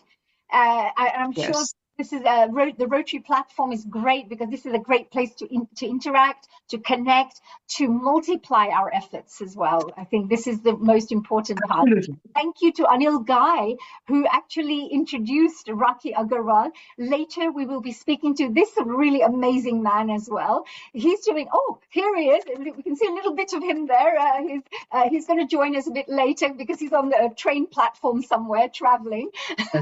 But it's thank you to Anil Ghai. So, Rakhi, we are very shortly moving on to our next guest, Dr. Mukunda. But, I just wanted to say, was there any final messages that you wanted to share? Because we are going from one doctor to another doctor, and you'll find out and hear about the kind of work he's been doing as well very shortly. Is there any final message? I just want to say that we all, in one way or the other, are helping the humanity. And actually, we are not helping anybody else. We are, accomplishing the purpose of our lives, and we are happy with it. And we just want to keep going on. And it's lovely to meet such wonderful people through the globe, through you people, through the Rotary Club. And I'm really glad that I'm connected to you all. Thank you so much. We're looking forward as well to support in whichever way we can, and of course, if there's any help we can, support with, let us know. You've got our details. And Healing Our Earth has a very big group. We've had over 7,500 contributors from around the world in the past. Yes. All specialists in different areas and professionals in their own areas. I'm sure there are people we can connect with who would be connected to your topics. Rakhi, I would like to add a word. Annie, I would like to add a word about Dr. Rakhi. Yes, Global Namaste, Anilji. What amazing friend. Let me tell you, Rakhi's father-in-law is senior to me, and her mother-in-law is also senior to me, and we both are from the same town, a place called Najibabad, a very remote place in district Bijnor. And her ability, Rakhi, you go to this town, ask anybody about Dr. Rakhi, and they will take you to her house. She's so entrepreneurial that I literally grabbed her to work and give her a platform to work, and she jolly well joined. So she's an amazing person. Her husband is a doctor, and she is a very, very fine doctor and a very nice human being. And she has different kind of hobbies also. If you know about her hobbies, you'll be very well see that on the one side she's doing so much work, on the other side she's a doctor, on the other side she's got such nice hobbies. Thank you very much for calling her, and she is really. Thank you.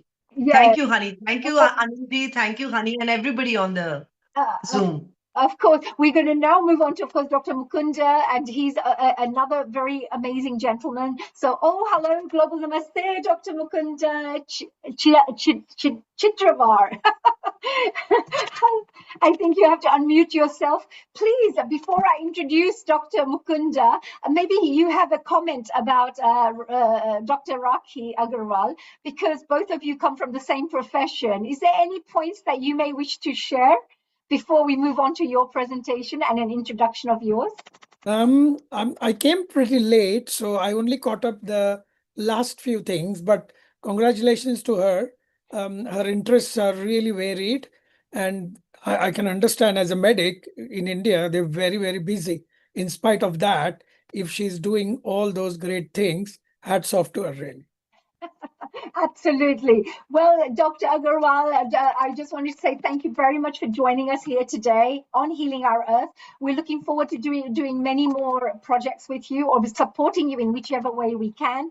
And of course, our best wishes are always there with you. And I'm sure our Healing Our Earth audience members as well from around the world who are tuning in right now. So, Global Namaste. Thank you so much, everyone. Thank you. Thank you. God bless. Thank you. So there was our doctor. Would Rakhi like to stay back, or are you leaving? Yes, please. I'll stay back for a while, but I have to travel. Understood. So I'm just here for this program. Yes, thank you, Dr. Rakhi ji. I'll stay back. Before then, Dr. Mukunda Chidrawar, I'd like to really welcome you onto Healing Our Earth. A global namaste to you. And I want to tell you a little bit about this, a really amazing, a really, I would say, enlightening person. Because service is not just a profession for Dr. Mukunda Chidrawar. It's a lifelong mission. A highly accomplished surgeon with MBBS, MS, and FRCS qualifications. He served with the UK's NHS for over 3 decades until 2021. He's transformed thousands of lives through expert and compassionate care. That's the interesting part.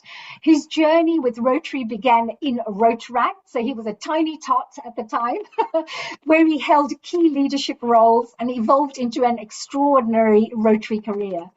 He has served as president of the Rotary Club of Walsall. He's been a district governor of Rotary District 1210 and currently serves as assistant regional Rotary Foundation coordinator for the Midlands in Rotary Great Britain and Ireland. He has also been instrumental in founding new Rotary clubs, strengthening global service networks, and through the global grant projects, which have exceeded more than $350,000, his work has delivered a life-changing impact ranging from heart surgeries and dialysis support right through to eye care, water conservation, and large-scale women's cancer screening initiatives. He's a visionary leader. He also founded the world's first international Rotary E-Club, which was District 1210, and he's connected members from across multiple countries and continents, which he's really great at doing. Supported by a family deeply rooted in medicine and service, Dr. Mukunda continues to inspire through his commitment to humanity. He's not just a surgeon or Rotarian, he is absolutely service in action. So I just wanted to say and thank you for joining us here today. Recently, he had also come to support some youth programs that we had staged, which is relating to the International Children's Peace Assembly. And he was attending the House of Lords event with us where we announced this initiative and where 67 young people were developed as youth leaders. And he was one of our inspiring leaders as one of the people who joined us to support this initiative. So welcome, Dr. Mukunda. Thank you. Thank you so much, Hani, for that profuse introduction. Not sure whether all that was it was it's very 3 pages, Dr. Mukunda. It humbles me a lot. And so thank you very much for that introduction. And also thank you very much for calling me for this particular event. So can I start my...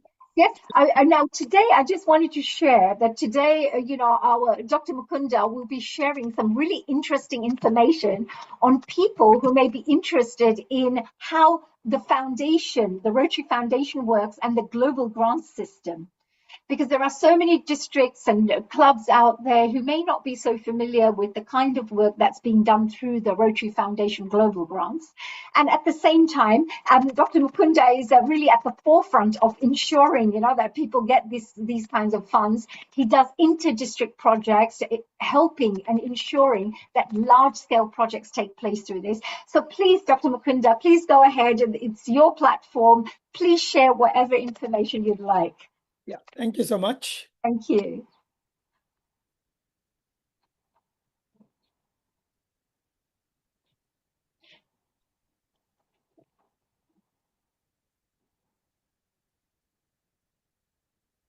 Right. So thank you very much.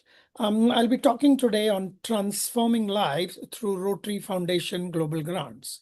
So before we move forwards, I'm not sure whether we have all Rotarians and we have some Rotarians and some non-Rotarians. I'm presuming that we have at least 1 or 2 non-Rotarians. So it's very important. We have a very big audience out there watching us right now around the world. So I think, Dr. Mukunda, there are many non-Rotarians out there as well. Yeah. So it is very important for us to understand the Rotary, what is Rotary Foundation and what is a global grant, and how we can enable our dreams and realize them in projects. So Rotary's only and one charity is called as the Rotary Foundation. So let me show you how it all started and what's the history of it. it's very fundamental to knowing what Rotary Foundation is. Even many senior Rotarians may have forgotten this, so it will be a refresher for them. So here is something which very interesting, started in 1917. Have a look. Our vision for the Rotary Foundation began 100 years ago. At Rotary's 1917 convention, President Arch Klump proposed an endowment for doing good in the world. His dream expanded the reach of Rotary far beyond the club. A contribution of $26.50 launched our foundation's endowment. A century later, we've spent more than $3 billion on humanitarian efforts worldwide. Every Rotary project anywhere in the world always started out with one person who had an idea. And then they were able to grow and develop that idea by using that powerful network of Rotary to really change the world. We are active, we are effective, we are really alive. Our foundation has always been dedicated to improving lives. The first grant provided aid to disabled children. Today, we are on the verge of ending polio.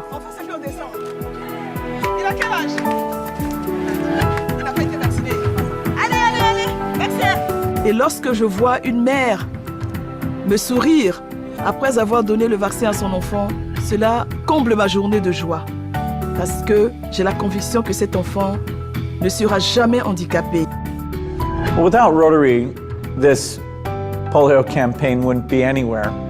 And the incredible effort that's been made from the very beginning is really unprecedented.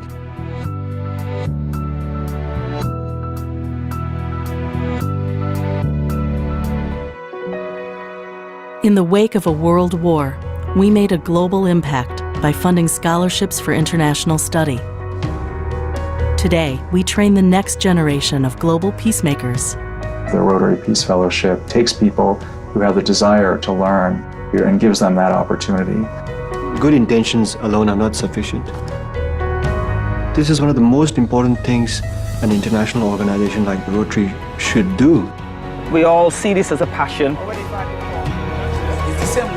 We've got to do something for change. Not only for young people today, but of tomorrow.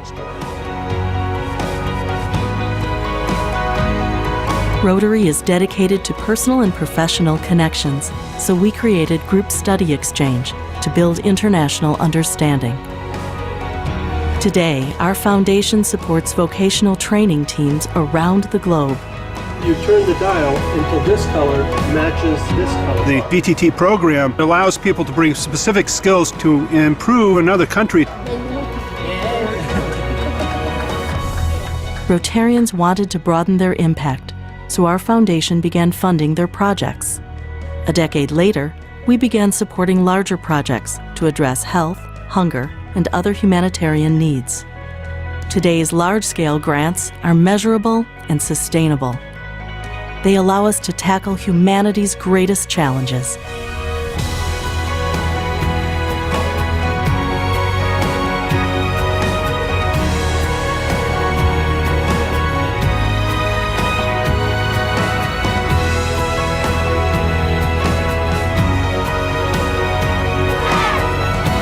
"100 years ago, Arch Klump had a vision. His vision has become our legacy. The Rotary Foundation is a great tool to transform the world. That's what Rotary is all about. Vision to see, faith to believe, and courage to act. The Rotary Foundation. We are doing good in the world. Let's continue for the next 100 years.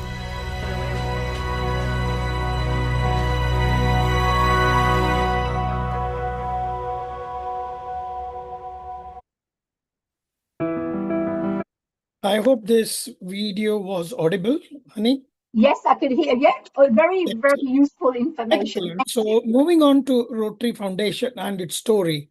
The fact is, over $1 million are spent every day on the following things: Polio Plus, district grants, global grants, disaster recovery grants, program grants, and healthy communities development. Until now, the foundation, our charity, has spent over $4 billion today. Now, what we're concentrating today is on global grants. And global grant itself can be a big presentation, which is beyond the scope of today. So I will go through only a few important steps to understand what a global grant is. So when we design a global grant, one of the most important thing is defining the needs and applying it. So partner with another club in another country and identify the need. Develop a project plan that includes a budget and management plan. Decide on the area of focus. The area of focus is important, which I'll come to very shortly. We need to complete the needs assessment, which is absolutely vital, and then apply for the grant. So these are the various areas of focus. Rotarians are very well aware of it. Disease and disease management, maternity and childcare, basic education, community economic development, environment, peace building, and conflict resolution. So whenever we design a project, it has to fall in one of these 7 areas of focus. This is just a snapshot of the amount we have spent in 24-25. And as you can see, the biggest is we have spent on disease prevention and management. However, we have spent a lot in other areas also, and a lot of focus will be given on environment as I learn. So to those people who would like to know about global grants and how to do it, download a copy of a guide to global grants. It will tell you all you need to know. If you want to take a picture of that website, you can, or you can contact me or Rotarian Honey and get that website. Right. So before I go on to this slide, did you ever have an idea or a dream that seemed too much out of reach? Through the power of Rotary, often these dreams and ideas can suddenly become real. Yes, our ideas and dreams became a reality through the power of Rotary. These projects are now changing people's lives forever. So one of the first global grants I did was Clear Vision Through Eye Care.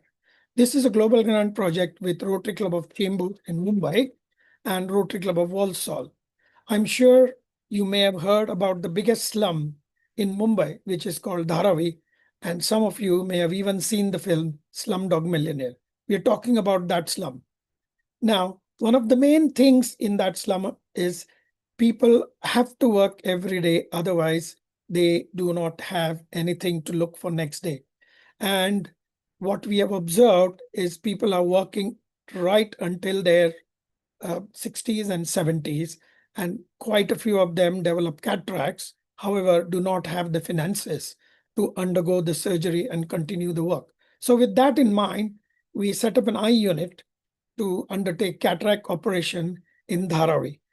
Now, this picture shows examining patients from the slum, and this picture shows the latest phaco-emulsifying machine used for cataract surgery. This project is of $57,000 US. The impact of this project is tremendous. As I said, thousands of people took advantage of this, and they're working within few days. And this has changed the economy of the place, and people are ever so grateful to us.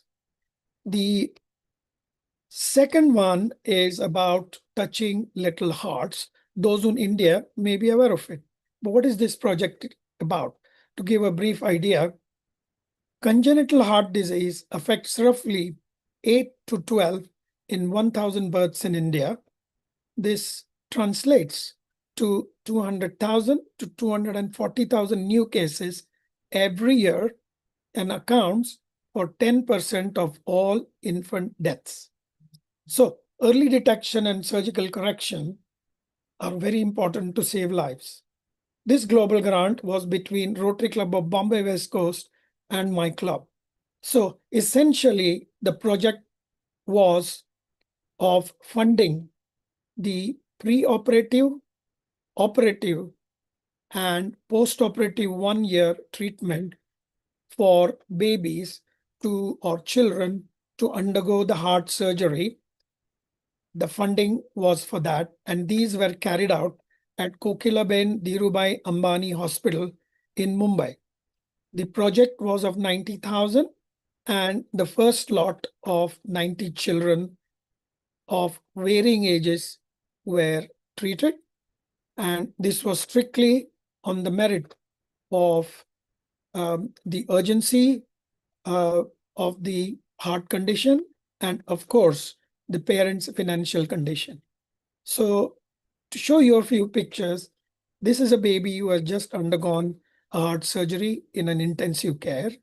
And this is also another baby who has undergone a very complex heart surgery, and the defect is called as Fallot's tetralogy, which we don't need to go too much into detail, but the idea is it's a very difficult operation, and this baby has survived.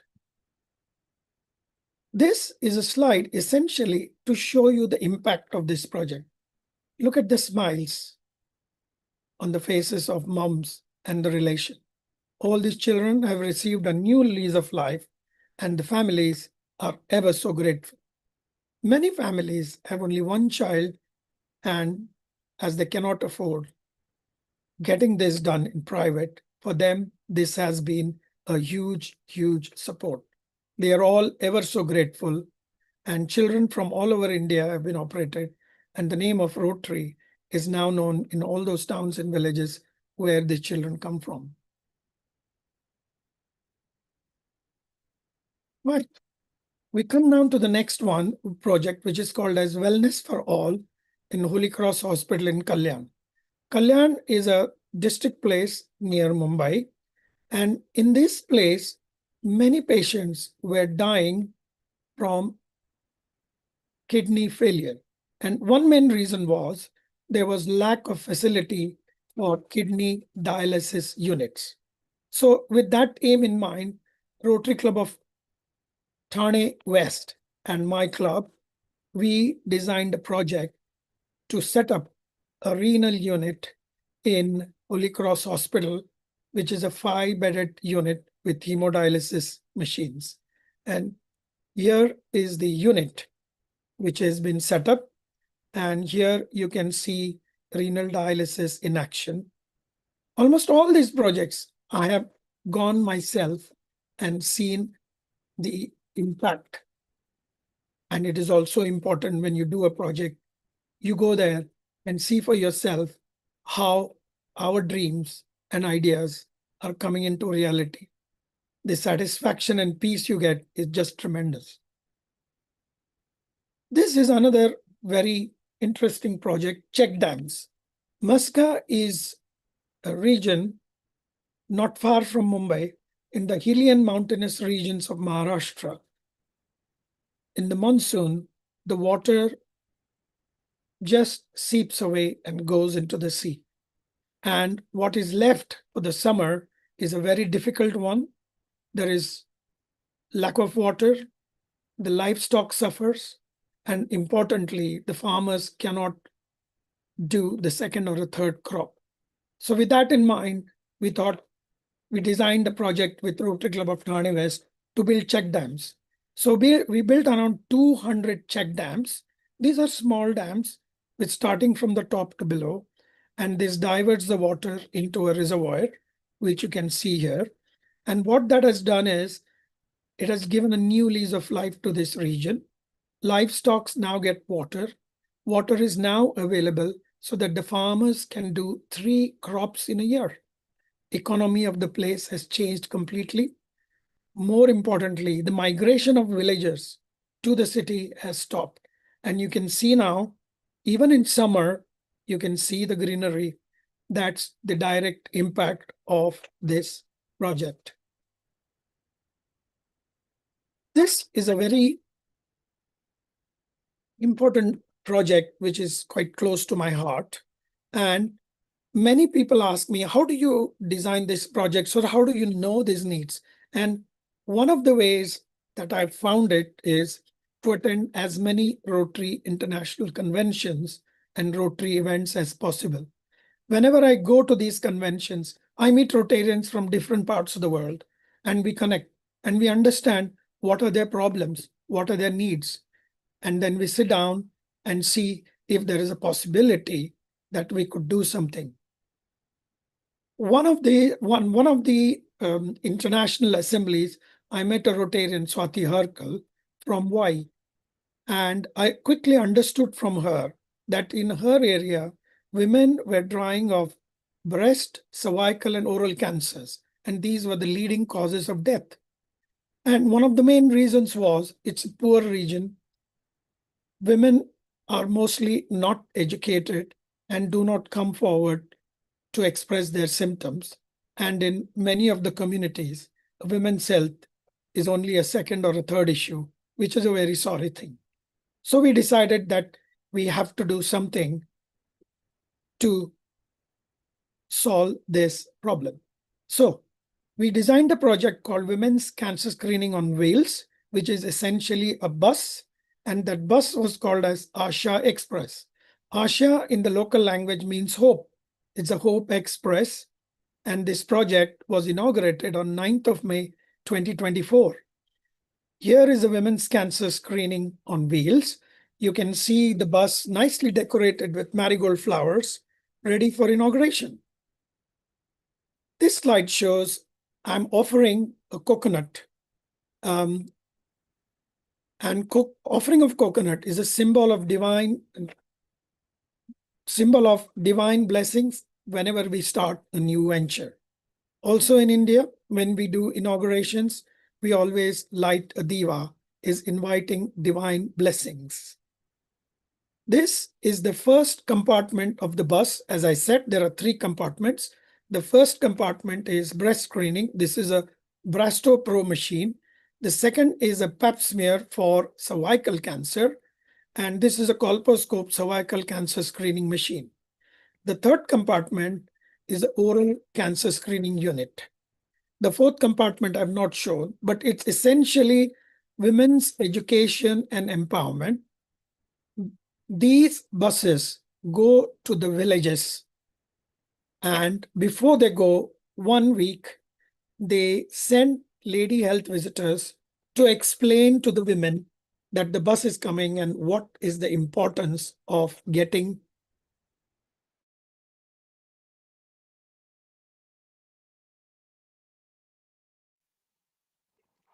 Oh, I think we've just lost our dear Dr. Mukunda, but let me share some of his amazing work that he's been doing. I think he's been absolutely somebody who hello.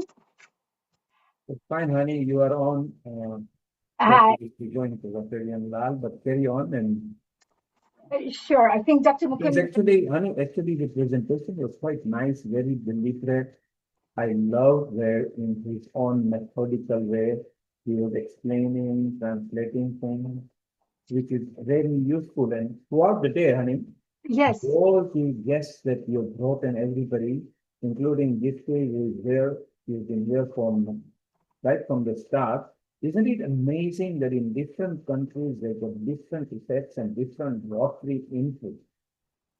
Absolutely, absolutely. It's really interesting because I would say, like humanitarian service is similar everywhere, because if you look at every country from Ghana to India to UK to Florida, we're talking about all these different Rotarians who come from different clubs from around the world. everyone has these seven focus areas that they're working towards.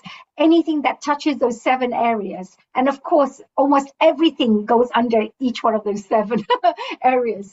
And of course, us as well, healing our earth, we're into education. We educate people around the world. And this is one of the things Rotary does. It raises awareness, it educates people, and it offers lifelong skills and information and knowledge to people. So we are doing a lot of the things that the Rotarians would do as well. I believe that Dr. Mukunda's back, and I need to let him know that we've got about 5 more minutes left before we have our wonderful in-house Rotarian Lal Goel joining us very shortly. Dr. Mukunda, welcome back. Welcome back. I don't know what happened, but I lost connection. Can you hear me now? Yes, we can. We can.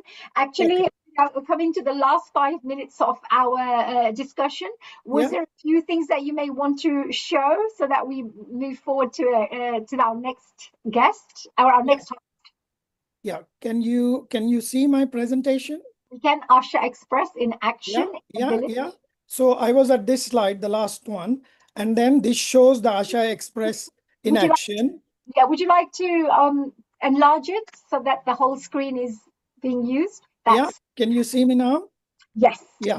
So do I have another 4 or 5 minutes? Yes, you do. Yes. Okay. So this is Asha Express in action in a village, where the bus is going to all the villages for screening, and the early detected cases are being operated in Krishna Medical College. So the impact has been tremendous. 438 camps, 350,000 women screened, 612 cancer detected, and they are operated at Krishna Medical College. Yes, wow, it's amazing, isn't it? The last one which I wanted to show you was the neonatal intensive care, and I'll wrap it up pretty quickly. In the district of Karad, the district hospital did not have a neonatal intensive care unit. So we designed a project with Rotary Club of Y to create a neonatal intensive care unit, which is now saving many, many lives. So the heart-touching moment I would like to say, 2 days before the opening of this unit, there was a baby, 500 grams, who wanted treatment, and they called us and we said, do not wait for inauguration, just admit the baby, and the baby's life was saved. And another interesting moment was quadruplets born in August of 2025, all 4 survived and they're healthy. And this is just a quick video clip to show you the unit. Can you hear me? Can you hear the sound? We can hear the sound, that's right. So this is a joint project, Rotary Club of Y and Rotary Club of Wellbeing International, and 6 districts in GBI have participated in this project. Right. You can see the ultra-modern intensive care unit. What is most important about this project is it was approved by Rotary International in just 19 days, 19 days, and the project, $57,000 US, was completed in just under 3 months. Completed in just under 3 months, and you can see the unit in operation. I will move to the next slide because you have just about seen this. Yes, no, that's amazing. Yes. Right. So the impact is 1,427 newborns treated, and we have a 94% survival rate. So to finish up, more than 100 years ago, our Rotary International President, Arch Klum, had a vision, and his vision has become our legacy. The Rotary Foundation is a great tool to transform lives in the world. That's what Rotary is all about. A vision to see, a faith to believe, and a courage to act. Let us continue to do good in the world. This is the power of Rotary, the power to do good in the world, and power to change people's lives forever. Oh my God. Let's continue to do good work. You can make a difference. Thank you. Thank you so much. Dr. Mukunda, that was amazing. Could you please stop the share if that's possible? Thank you. Yes. Yes, thank you very much. And Dr. Mukunda, I have to say that was a really, really educational, very, very, very important presentation that you shared, especially because so many Rotarians, so many Rotary clubs and districts are connected right now watching this program, as well as non-Rotarians, and they will be watching this program in the future as well. So this information that you have shared will be helping so much more good work being done, because more Rotary clubs will feel, I think, they have the confidence to be able to apply. And now that you've shared the kind of projects, impactful projects that you could generate through these funding, I just wanted to say you are a real true inspiration. Before we finish and move on to our Lal Goel ji, who is going to be coming on in the next minute or so, I just wanted to ask you, why are you so passionate about Rotary, dear Dr. Mukunda?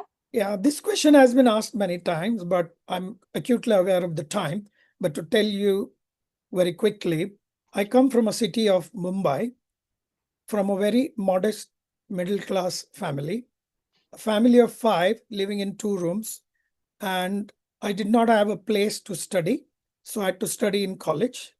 I could not afford books for the study of medicine, and in the early 70s, late 70s, these books were very, very expensive. I always wanted to become a surgeon. However, with lack of proper things, it's not possible to be in that fierce competition.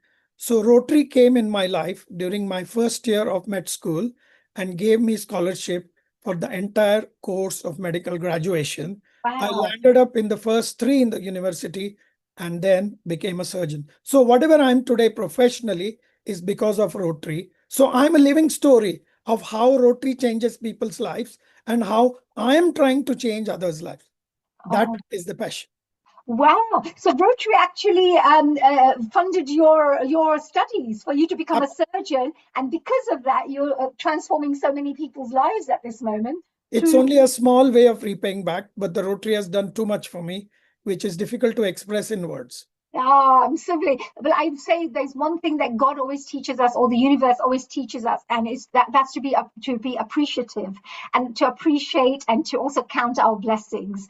So, Dr. Mukunda, I can see that you yourself, as you're transforming lives of others, you're also thankful for how Rotary has transformed your life, and I feel that's a really beautiful thing to share. Dr. Mukunda, thank you very much for joining us here today on Healing Our Earth. I hope that you'll continue doing the great work that you're doing and come back to us again in the future and share more knowledge. Thank you. Thank you. Thank you very much. From now, we're moving on. After seeing all these wonderful Rotarians, we're going off to meet another amazing Rotarian. And I'd like to introduce to you our wonderful Rotarian Lal Goel, who is the founder and charter president of the Rotary Club of Organ Donations International. He's the chairman of the Organ Donation India Foundation and Gyan, and a passionate champion of organ donation awareness and education. Through his visionary leadership, he has inspired countless individuals to support the life-saving cause of organ donations. He has also been a valued supporter and host of our Healing Our Earth, a global online platform, regularly inviting Rotarians from around the world to share their impactful service projects and inspiring others. So we're delighted to have him here with us today for the next hour or so. Please join me in giving a warm welcome and a global namaste to our dear Rotarian Lal Goel ji. How are you, Lalji? Global Namaste, Rotarian Haniji. I came to know now you are also a Rotarian because you never write a Rotarian. Because I feel myself proud to be a Rotarian, and that's why. And today, before I will start today's talk, I would like to inform the entire Rotary community across the world that the district 3141, which is a Mumbai district which I belongs to, has transferred over $10 million to Rotary Foundation. This is the biggest and the highest TRF donation in the world, the entire Rotary world. All the districts, all the clubs in the world have not touched this figure. Last year also the 3141 was the leader with about $6 million. We have already touched $10 million, and 2 days left. And the hope is that we may contribute about $11 million so that all the Rotary projects all over the world can take place, because the money is the key factor, which our Rotary district RID 3141 has done. So hats off to the district which I belongs. And now, as you said, and when I came to know that you are a Rotarian, I was surprised. I never thought that you are a Rotarian. I'm a district chair as well for the environment committee. So I've been doing a lot of international work. I'm coming to the end of my 3 years, of course, service, and I'll be moving on to. And you are also a doctor. Yes. Okay, so Dr. Honey, I always say when you see today, if you see my dress, I am putting the badge also of Rotary. It's a charter president thing. My backdrop is also Rotary Club, because I feel proud to be a Rotarian. Okay, yes. I say that if I am not proud, then I should not be a Rotarian. That is my first criteria. Okay, now coming to the today's topic, which is very, very interesting and important, that Rotary in action. Yes. And I know that you yourself have always been Rotary in action, especially in the organ donation side. So many people have been educated in this, topic. You've also ensured so many people have had organs as well to help change in their lives. So I just wanted to congratulate you as well, Dr. Goelji, that you are. No, I'm not a doctor, but you are a doctor. But yes, I am a Rotarian. So thank you very much. And now I think I must start, because otherwise the time will be short. Absolutely. Okay. Oh, yeah. Thank you very much for inviting me. And first of all, I would like to thank Mr. Neil Kumar and the entire team of Healing Our Earth. And you, Rotarian Dr. Honey, for giving me opportunity to address the distinguished gathering today. So distinguished Rotarians, dear friends, and fellow advocates of life. Namaskar, good evening, and welcome. It is a privilege to join you today, live from Healing Our Earth, London, to speak about a cause that is close to my heart and reflects the very spirit of Rotary organ donation. Tonight, we gather under the banner of 3 powerful words: service, action, impact. These are not just words. They are the values that have guided Rotary for more than a century and continue to inspire millions of people to create lasting change in their communities. Service above self. Rotary's motto, service above self, reminds us that the greatest purpose in life is to serve others. Mahatma Gandhi beautifully said, the best way to find yourself is to lose yourself in the service of others. Organ donation is perhaps one of the purest expressions of that philosophy. It is an act of selfless service that allows one life to give hope to many others. In organ donation, service is not symbolic. It is life itself. A donated kidney can free someone from years of dialysis. A donated liver can give a parent another chance to watch their children grow. A donated heart can give someone a second chance at life. One organ donor can save up to 9 lives and improve many more through tissue donation. That is the power of compassion. That is Rotary in action. The challenge before us. India has made remarkable progress in organ transplantation, yet the need remains enormous. More than 5 lakh patients are waiting for life-saving organ transplants, while many die every day because a suitable donor is not available in time. This is not simply a medical challenge. It is a challenge of awareness, education, and family conversations. People do not refuse organ donation because they lack compassion. Very often, they simply lack information or have never discussed their wishes with their loved ones. That is where Rotary can make a lasting difference. The Rotary Club of Organ Donation International, Service in Action. The Rotary Club of Organ Donation International, RCODI, was founded with a unique vision to create a Rotary Club dedicated entirely to promoting organ donation awareness. Our mission is simple: to inspire more people to pledge their organs and ultimately save many lives. Through our weekly online meetings and educational programs, live streamed on Gyan, we have connected thousands of people with transplant specialists, donor families, recipients, healthcare professionals, and Rotary leaders. We have organized awareness programs at schools, colleges, universities, Rotary clubs, government institutions, the armed forces, CISF, NDRF, Indian Army, Indian Navy, hospitals, and community organizations across India, including Coast Guard. We also publish New Step, a magazine dedicated to healthy living and organ donation awareness. On 2nd July, we will launch the Organ Donation Warriors program, a nationwide initiative to train volunteers to become ambassadors for organ donation in their own communities. And that this program is entirely free of cost. Our vision is to ensure that every family in India has the opportunity to learn about organ donation and make an informed decision. Rotary's power to create change.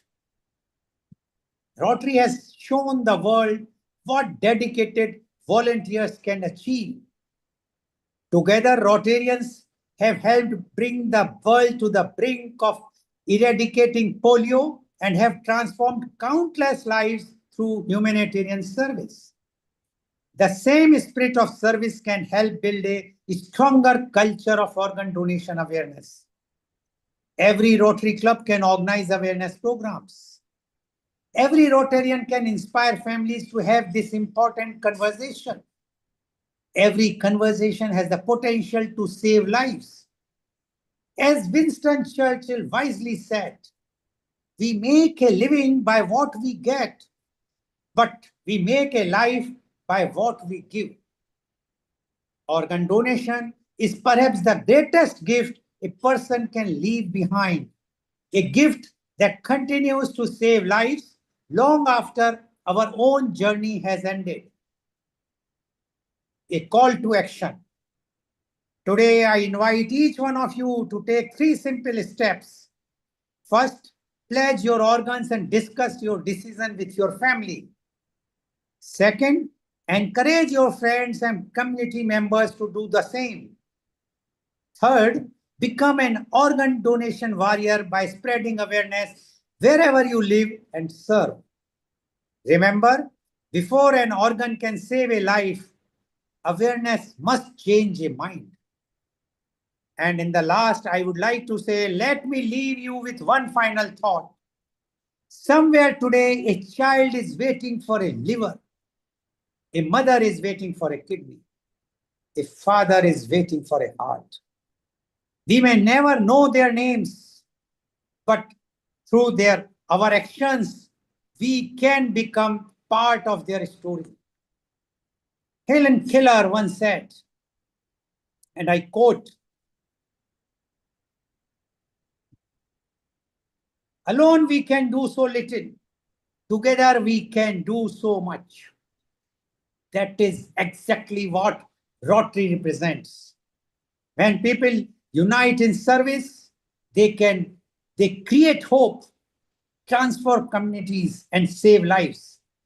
Together, let us transform awareness into action, action into hope, and hope into life. That is Rotary in action. That is service above self. That is the gift of life.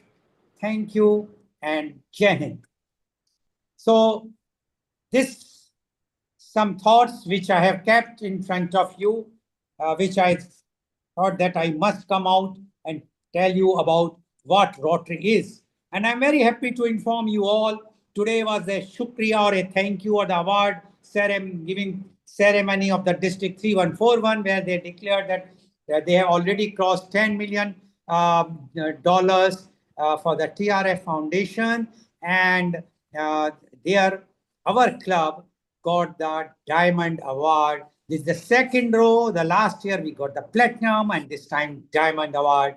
That hats off to all the members of Rotary Club of Organ Donation International. They are from across the world. Because of them, today we got this award. Now I would like to bring my panelist guests, if they can come to the screen, because Namaste, Rtn Lal Goel. Wonderful. Yeah, global namaste, global namaste. Congratulations on getting the award second year in a row. There is a guest here who is not naming himself, but I know him. Rotarian Dr. B. Arumangam Pandian. He is popularly known, everybody known him as AP. Okay, I can locate an AP person here, so I will try to. Please. Over to you, Rotarian. Yeah. So the AP is his pet name. Everybody is loved in the South India very much. And he is Rotarian Dr. B. Arumangam Pandian. He is the past district governor of Rotary International District 3212. I beg your pardon, 3212. And he's joining from India.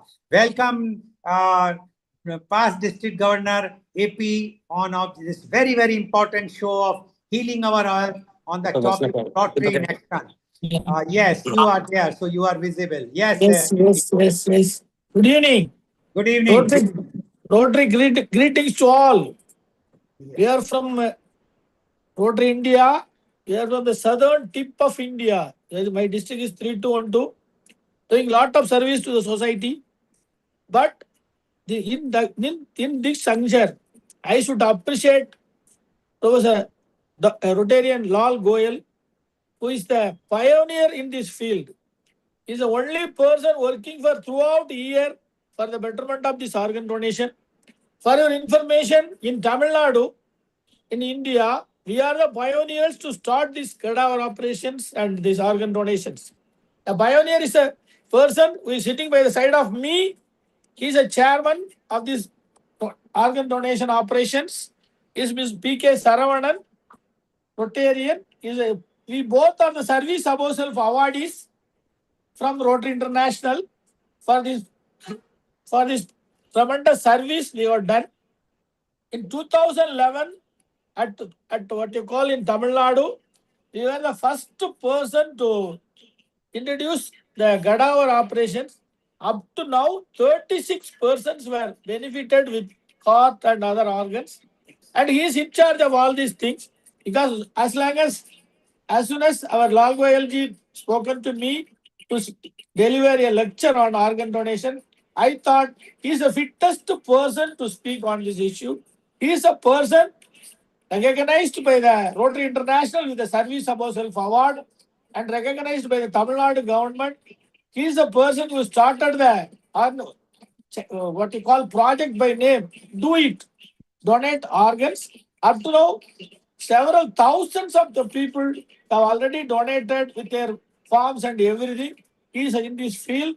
He used to take forms and for donation forms, and he used to give to the current authorities, the medical authorities. He is a person doing all these things. That's why it is fittest person, and he will, in turn, he will speak to you. Okay, thank you very much, AP. Rotarian Dr. Saravanan, correct? I pronounced Yes. correct? Okay. Yes. I'm not a doctor, in fact. Okay, you are like me. No doctor. Yeah, it's okay, Yeah. fine. Greetings, sir. I actually came into this organ donations because of one very famous doctor, Dr. J. Balasubramaniam, who is a nephrologist who has carried out more than 450 renal transplants in the southern districts. Who is a pioneer, and he is my inspiration. Right from 2009, we started creating awareness on this subject.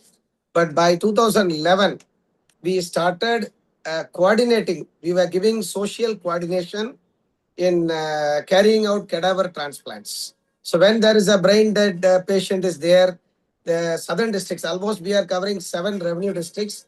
So mostly we get the call from the concerned hospital because they know that Rotary is doing this. So normally they used to refer the divert the call to me. Then what we used to do is we used to do all the coordinations, right from shifting the patient from the admitted hospital to the transplant center, then from arranging for the inquest reports with the local police department. Then police department, they will come and just IO, inquest officer will get all the necessary documentations done after discussing with the nominees. Then intimation, giving the information with the government body. Then they will allot whom to be given, which organs to be given to whom. That will be decided by the government. So we have to coordinate a lot of things because southern districts, we were having only renal transplant centers and we were not having any liver or heart or lung or those things were not available down south. So we used to coordinate in such a way that institutions from Chennai, they used to fly from Chennai to Thoothukudi, which is the nearest station to us. And we used to coordinate all these things. And at one point, they all will enter into the theater and they start doing the harvest. So once the harvest is done, for that coordinations, we used to create green corridors so Yes. that this heart or liver or lung, whichever they take, has to be taken on the road because the airport is almost. Rotarian Sarvanan, what you are doing a great and very noble cause. You are doing the job. The only thing is, although the Tamil Nadu is #1 as far as the brain death transplant is concerned in India, Maharashtra is following, but still the Tamil Nadu is leading. Only problem is the infrastructure which is not there. Like you have said that in your area, only renal transplant is doing. And as per the NOTO report also, so many districts, only 15 to 16% district headquarters in India is having the transplant or retrieval facilities. So I think the Rotary, which is doing great job, and yes, as you are involved, many are involved. And I met AP in ISRO's program in Kerala. It is there next to Kanyakumari, where I went, and he was kind enough to accept my invitation, and he came and he was there in the program. So the thing is only that if Rotary can do far more than what we are doing, because right now our aim is to create the awareness, because we can create the awareness. There are few Rotarians who are doing the groundwork like you are doing. Many others are also doing, but still miles to go. So many people are dying every day for want of organs, and that is possible if it is done on a very, very major scale.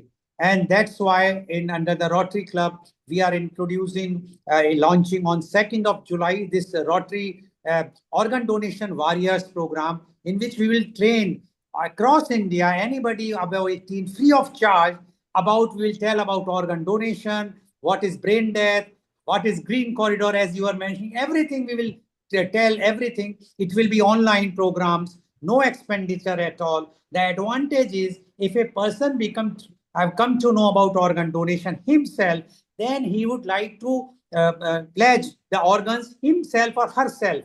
Right now, what we are approach is our government approach is to pressurize someone or tell that you please fill up the form. But by merely filling the form is not serving the purpose. And that's where the Rotary role is very important. So thank you, Rotarian. I wish to add one very important point. Yes, please. See, we did some 8 cadaver transplants locally, of which 16 people were benefited with eyes and 16 with kidneys and 8 heart valve, 4 liver and 2 live heart transplant. This was happened. But one lady, she's from a very poor family. Her husband was an electrician who died 5 years before. So 2 orphan children were there. We totally adopted both of them. We gave them education. And the girl child, we even for the marriage, we gave all the support from Rotary. and the boy was in the 8th standard. We were continuously making a follow-up, and when he completed his 12th grade, what we did is we approached him and we asked him what he wanted to study. Yeah. And he said he wanted to become a computer engineer. So we approached one of the past district governor who has a institution, engineering college, and he offered, based on our request, he offered a seat for this student, and he joined BE Computer Science, and all the 4 years totally together, his course fee, accommodation, food, tuition fees, hostel, inclusive of it comes around 6.5 lakh. And this was sponsored by our past district governor, and he gave a free education for this student. He is Dr. Chinnadurai Abdullah, and he completed the course and he got selected in the campus interview. Then he joined a IT company. Recently, after 4 years now, we received a call from him that he joined a company in Muscat in Oman. So this is where the Rotary is doing very a- much required, and Rotary is doing lots of work. That's what I was Yeah. telling, because before you joined, that today our 3141 district has achieved a remarkable target around across the world for 10 million US dollar for the TRF fund, which no one has achieved till now. And this money is definitely going to use for all these purposes what we are talking about. So thank you very much. We have also covered more than 25,000 students were given orientation on organ donations. Yeah. So this area where this club can spread across the message. Yes, I will tell you. Recently, we were at Pondicherry along with Rotarian Hemlata Banjari, and we gave a lecture in a women engineering college in Pondicherry, Puducherry rather they say, and there two twins, sisters were attending that. They are the engineering student, and unfortunately, after after our lecture, about 1 month, 1.5 months after that, their father had an accident. He was a truck driver, lorry driver. He had an accident and he declared brain death. Because those girls were aware about organ donation, because of the awareness program organized by us, and they decided to donate the organs, and 3 lives were saved. So what Rotary is doing, creating awareness, doing services. So Rotary is always in action, and even if someone pledge also, the nominee has to take the call. But the only problem is that in India, because of we are in opt-in system, the pledging is not that enforceable. Because last year, if you see about 4 lakhs pledged were there last year. Now it is 5 lakhs across India as per the NOTO figure, and hardly even 1,500 people have donated the brain death people. So pledging is only the wish. Yeah, it's pledging is only the wish. Only the nominee has to take the call. Yes. So what I suggest, you just be there. We will be having other guests. Lalji, only one word. You want a what you call a organ warrior, organ donation warrior. You can take him as an organ donation warrior. Yeah. We will take you also. We want everyone to be warrior. I am there. I am already there. Yes. Okay. So thank you very much. Be there. We will take. So now I would like to introduce my next panelist guest, and she is Rotarian Hemlata Bandari. Rotarian Hemlata Bandari is the president-elect of Rotary Club of Organ Donation International. She is based in Chennai, and her plus point is, although she was earlier in the government, she was the airport terminal manager of Mangalore and afterwards in Chennai airport. But her best part is that even after the retirement, she's totally active, socially active, having lots of contacts, organizing programs every month, every 2 months, in universities, in colleges, in army, wherever, name it. So that is why she's there. So welcome, Rotarian Hemlata Bandari. 2 days left when you will be taking the charge. Rather, I will say the day after tomorrow, 12 o'clock in the night, you will be the president of Rotary Club of Organ Donation International. Rotarian Hemlata Bandari, your views on Rotary in action. Global Namaste to everyone. Every sunrise brings us a choice to be a bystander to the world's challenges or to step forward and shape the solution. Rotary has always chosen the latter. When we speak of Rotary in action, We are talking about a global family that does not just wish for a better world. We roll up our sleeves and build it. From giving the gift of sight to the blind, to ensuring clean water flows in remote villages, or advocating for the profound gift of life through organ donation, our presence is felt where hope is needed most. We turn compassion into local tangible deeds, proving every day that our collective energy is a force only for good. As our founder Paul Harris beautifully reminded us, whatever Rotary may mean to us, to the world, it will be known by the results it achieves. To truly understand our mission, one must look closely to see service in action. It's not found in grand promises, but in the quiet, life-altering moments, the smile of a mother whose child receives medical care, the dignity of the community, gaining fresh water for the comfort brought to the family in times of crisis. This is where our true impact resides. It's measured not in the statistics we publish, but in the heartbeats we study and the futures we secure. True service is a journey of selflessness that leaves an indelible mark on both the giver and the receiver. Echoing the timeless wisdom of Mahatma Gandhi, the best way to find yourself, to lose yourself in the service of others. Looking ahead, our path is clear. Together we can change lives. No single individual can solve the world's deepest vulnerabilities alone, but our diverse talents, professions, and hearts unite. Under the Rotary banner, our capacity to transform lives becomes limitless. Together, we form an unbreakable chain of hope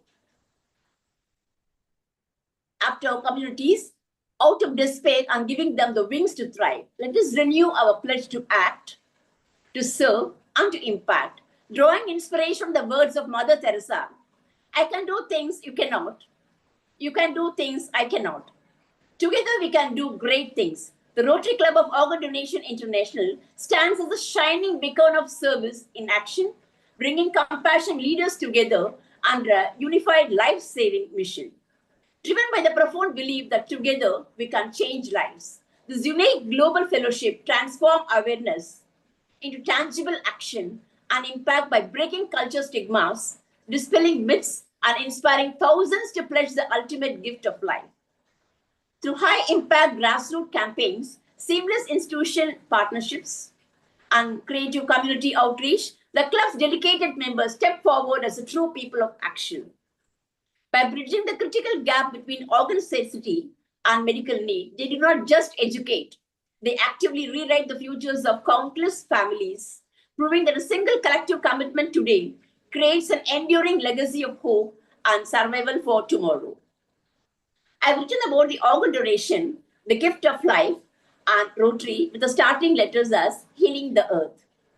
Hope reawakens in the darkest of nights. Every selfless gift restores our fading lights. A legacy of love that breathes a second chance, leaving grief behind to join life's vibrant dance. Illuminating worlds where shadows used to stay, new tomorrow dawns, chasing the pain away. Giving from the heart, a bond that truly bonds. Through the noble grace of Rotary Alliance, hearts begin to beat with rhythmic, joyful sound. Endless lines of care where miracles are found. Every single pledge, a seed of life we sow. Answering the call to let the future grow. Rescuing a soul, a touch of pure rebirth. Together, hands in hands, we are healing all the earth. Heavenly compassion walking on this earth. My deepest gratitude to Mr. Lal Goel Ji and Healing the Earth members for this profound opportunity to share the life-saving mission of Rotary Club of Organ Donation International. Together, we are not just sparkling this conversation. We are planting the seeds of hope and giving the ultimate gift of life. Thank you so much for giving me this opportunity. Thank you once again.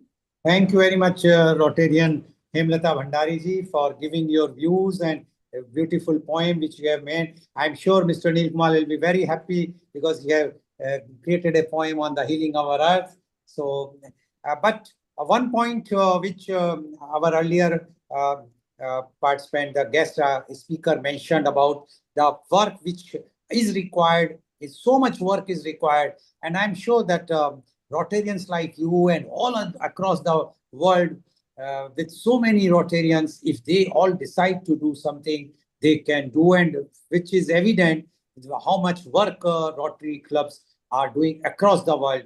The example is the eradication of polio, which was one time dreaded disease, and today we are proud that at least it is not there in many countries, except 2 countries in the world, that is Afghanistan and Pakistan. Very few cases, about below 100.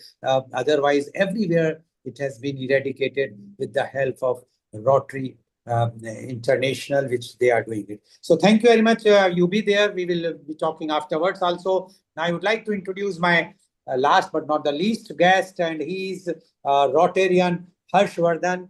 Rotarian Harshvardhan Singh is himself is a kidney recipient.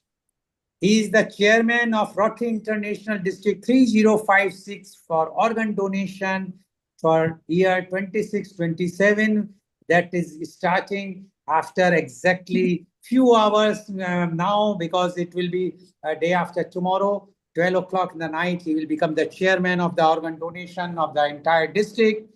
And he won the medals, several medals in the World Transplant Games or the National Games. He is based in Jaipur. And the beauty of Rotarian Harshvardhan is that he is always 24/7 ready, if anything, for the organ donation. And today also he is attending the camp in Faridabad, organized by Organ India, to be trained for the next year World Transplant Games. And that is his dedication for this cause. So being a Rotarian, and now you are going to hold a very important post as a Rotary Avenue districts of for organ donation, Rotary Harshvardhan. And you have heard what our earlier panelist, past district governor, yes, AP, and Rotarian, other Rotarians have mentioned. What you think about Rotary as a whole, and what the Rotary is doing for as a social work or in action, and what about specifically for the organ donation? Rotarian Harshvardhan Singh, please. Thank you, Mr. Lal. It is a great honor for me to be part of this session. So, organ donation is very close to my heart because it changed my life. My mother donated me his kidney, and I'll say she gave me a second birth. Because of her love and sacrifice, I received a second chance of life. Today, I'm healthy, active, and serving society through Rotary and other social organizations. Even till 2017, I don't know anything about organ donation. When I had my transplant, I'm the Rotarian since 2013. After 2017, I've started researching on organ donation, and I found a platform to create awareness in the society on a mass scale. As we all know, every day thousands of our people are waiting for an organ transplant, and many patients lose their lives because organs are not available. The biggest problem is lack of awareness only. There is where we can make a big difference through Rotary. Rotary members are present in almost every cities, countries around the world. We have a strong network and the power to reach society. I believe Rotary can play a major role in spreading the message of organ donation through awareness seminars, public meetings, social campaigns, and whatever the activities Rotary is doing. I think when every Rotary member take one small step, together we can create a big impact. We can just imagine when a blind person can see again, a child receive a healthy heart, or a kidney patient get a new life. I believe this is a true spirit of humanity, which every Rotarian wants to do, being a Rotarian. I sincerely thanks to Mr. Lal Goel for his outstanding leadership. You are the inspiration for me also, that I'm connected with this cause from a long time. So that's it. I'm here. Lots of people are there who are working for organ donation from long time, and I'm pleased to be a part of your organ donation warrior program. And I'm sure we'll definitely do a great impact. So, like you said, I have participated in transplant games. So what I think, if transplant game is one of the best way to spread awareness about organ donation. every athlete, either a living donor, organ recipient, is a living example that organ donation and transplantation gives people second chance to live a healthy, active, and successful life. When transplant recipient participates in and win medals, they inspire other patients waiting list on for transplant, or encourage the families to support organ donation also. Either it's a cadaver or a living donation, these are different things. But like I've seen so many cases that in the families, people don't want to donate to his close family members. So when they meet us, they definitely inspire from us that after transplant you are doing very good things. You are reaching, you are representing country from internationally. So they motivate from us. So through these games, we send a powerful message. The organ donation give life, hope, and a future, I think. So that's it, Mr. Lal. Thank you very much, Rotarian Harshvardhan Singh. I know that you are quite busy under the training at Faridabad, but still you have given time, and you have given time because I came back from Jaipur yesterday only, and J4 yesterday. They all met me in Jaipur, about 6 or 8 Rotarians, and they want to sign a sister club agreement with us so that more and more awareness can be created, so Rotarians can do wonders. When we started our club 2.5 years back, with 30 charter members, and today we are touching almost 100 members in 2.5 years, while the Rotary membership across the world is going down. But in India, we are fortunate that India is giving more and more Rotarians, creating more and more members, because we believe that the Rotary can do changes, and Rotary is really doing lots of action in India, and I'm sure that we can change the entire world. Now I can see AP, our PDG AP is there. AP, you have done so much work, and you have been loved by everybody across in your southern area. Can you just tell us that the time when you have become the district governor, that is somewhere in 2011 or 12, and today we are talking of 26, 27 is now starting the Rotary year 26, 27. What are the changes which you feel has come in Rotary from that time to this time? Is Rotary become more active, or is it the same Rotary what you have left 15 years back? Lalji, hello? Yes, we can hear you. We have improved a lot, I can say, in all the field, in the educational field, the medical field, helping the people. Even we are doing now major projects, several crores. Even recently we gave a mission to the Ganga Hospital worth of 4.5 crore, a single mission. We are doing a lot of service to the society. Rotary is improved like anything in India.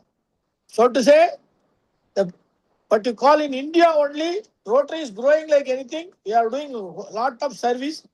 For your information, 10% of the MLAs, that is Legislative Assembly member, and 5% of the ministers are from Rotary in Tamil Nadu. Recently, yes, we got 11 ministers from Rotarian, and 10% of the Rotarians are MLAs. That's why we have not only in Tamil Nadu, throughout India, we are looking forward, and we are doing tremendous service to the society. Like you, people like you, dedicated Rotarians like you, Goelji, you are doing the organ donation. Like that, each person is doing one field. And even in the dialysis unit, nearly more than 10,000 dialysis units we have given in Tamil Nadu only. Recently, several years, Madam is there in Chennai for given 250 dialysis machine to Chennai Corporation, Chennai City Corporation. Like that, Rotary is doing tremendously well, helping the people like anything. Yeah, so nice, and this is the reality. That is what the Rotary in action. Because what Rotary is doing, it's growing in India day by day. More and more people who are joining Rotary, they feel that yes, this is a place where they can rely, because they mean action, they mean reliability, and the motto service above self is really applicable on Rotary organizations, Rotary internationals, Rotary clubs across the world, but mainly in India. And I will tell you one thing, that whenever anyone goes, if you are wearing a lapel pin of Rotary, it gives a tremendous difference. Not this time, but the other time I was in Jaipur, I was wearing the lapel pin, and when I was flying back to Mumbai, the flight got cancelled, and people were very much agitated. They get out, they surrounded the Air India officials, and then I just told them, see, look, after all, they are doing the service. This is not in their hand. And when they saw my lapel pin I was wearing, so they asked, what is this? And when I explained to them, they forgot about the fight and everything. They listened, because the authority which I got it is from the Rotary. It is not my aura or anything. It is because of the authority. And that's why I realized that it is very, very important that if you are a Rotarian, please show it. Like there is a proverb in English, when you love somebody, show it. Similarly, if you are a Rotarian, please show it. Please don't keep it under your ham, this thing that you would not like to show it. So this is the power, and Rotary in action is, in my opinion, can do tremendous things for the information of all the viewers across the world, because this transmission is going across the world due to healing our earth. That Rotary CSR in India is the most reliable CSR for last 4 years. Everybody, all the top corporates want to route their CSR funds through the Rotary.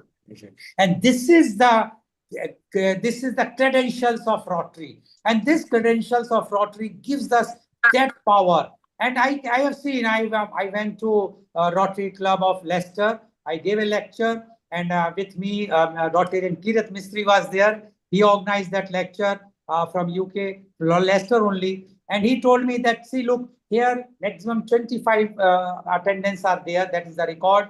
Unfortunately, on that day, it was 26. And when I completed my lecture, standing ovation I got. It is not for me, for anything. It is because the Rotary, they understood that how the Rotary is doing in a country which is not considered at that time, or at any time the developed country feel that the India is not that developed.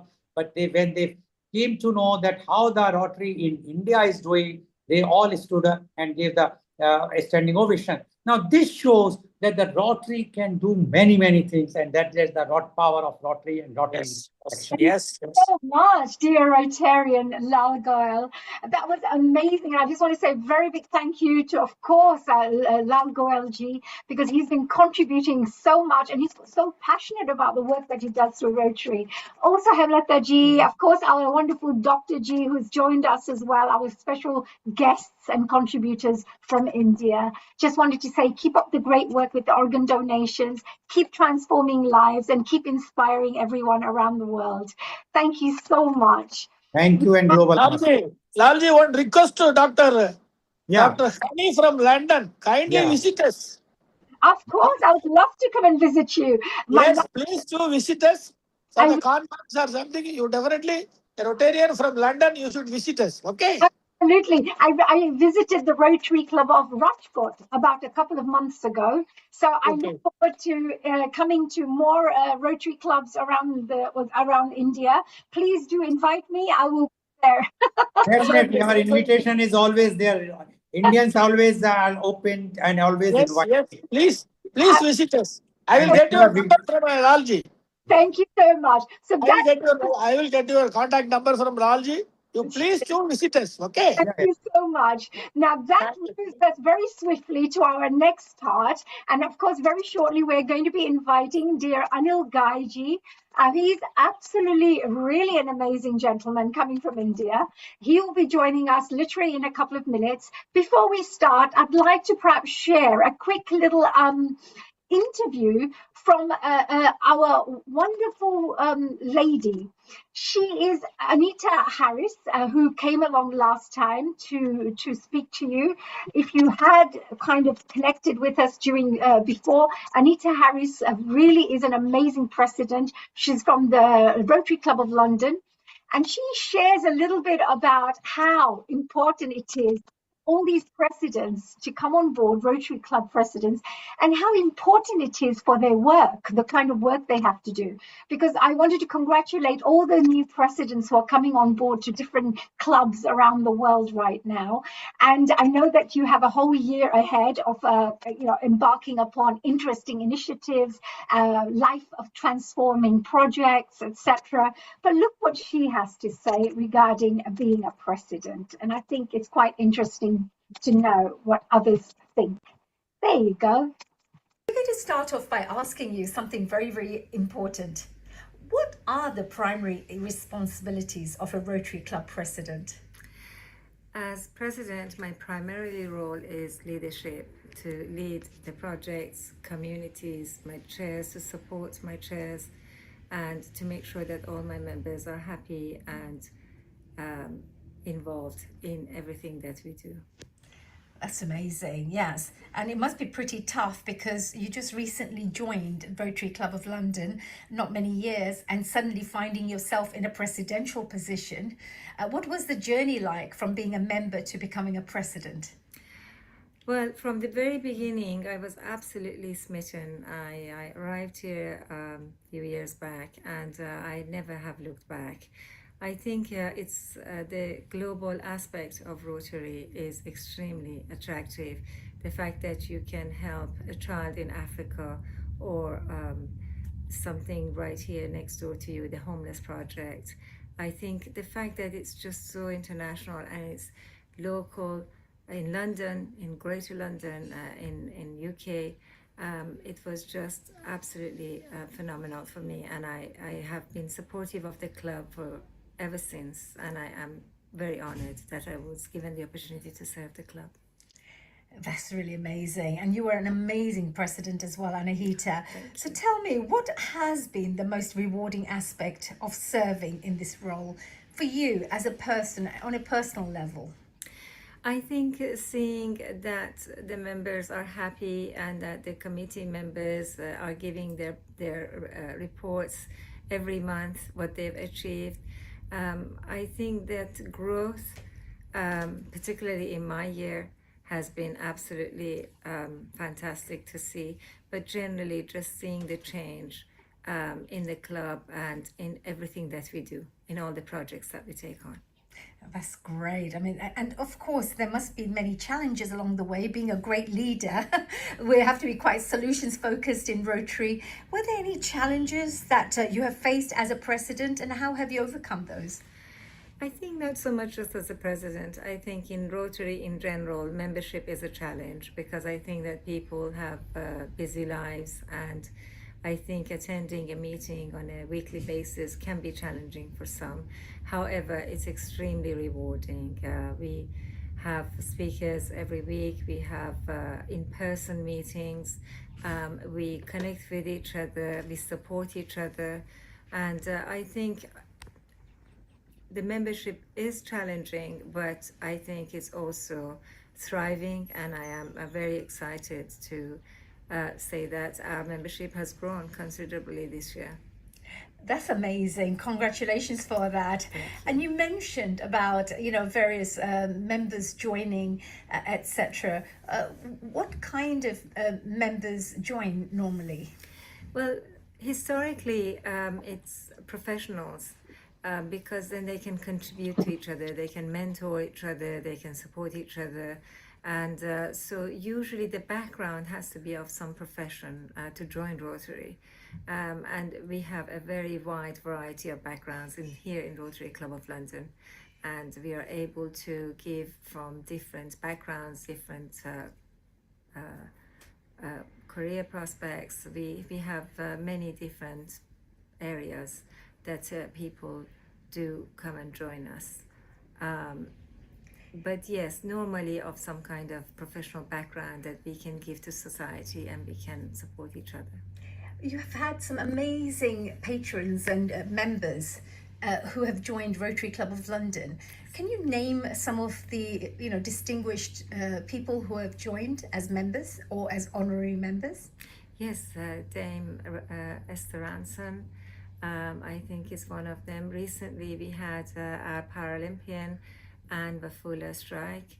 We're very honored that she's joined us as an honorary member, as well as these, I think we do have Bob Blackman as an MP, but also as well as these honorary members, we do have our very own who have contributed so much to the club over the years, and they have achieved that status of being honorary members. We also have the writer, Dr. Helen Fry, as one of our honorary members, and she has given some incredible talks here in our meetings. You spoke about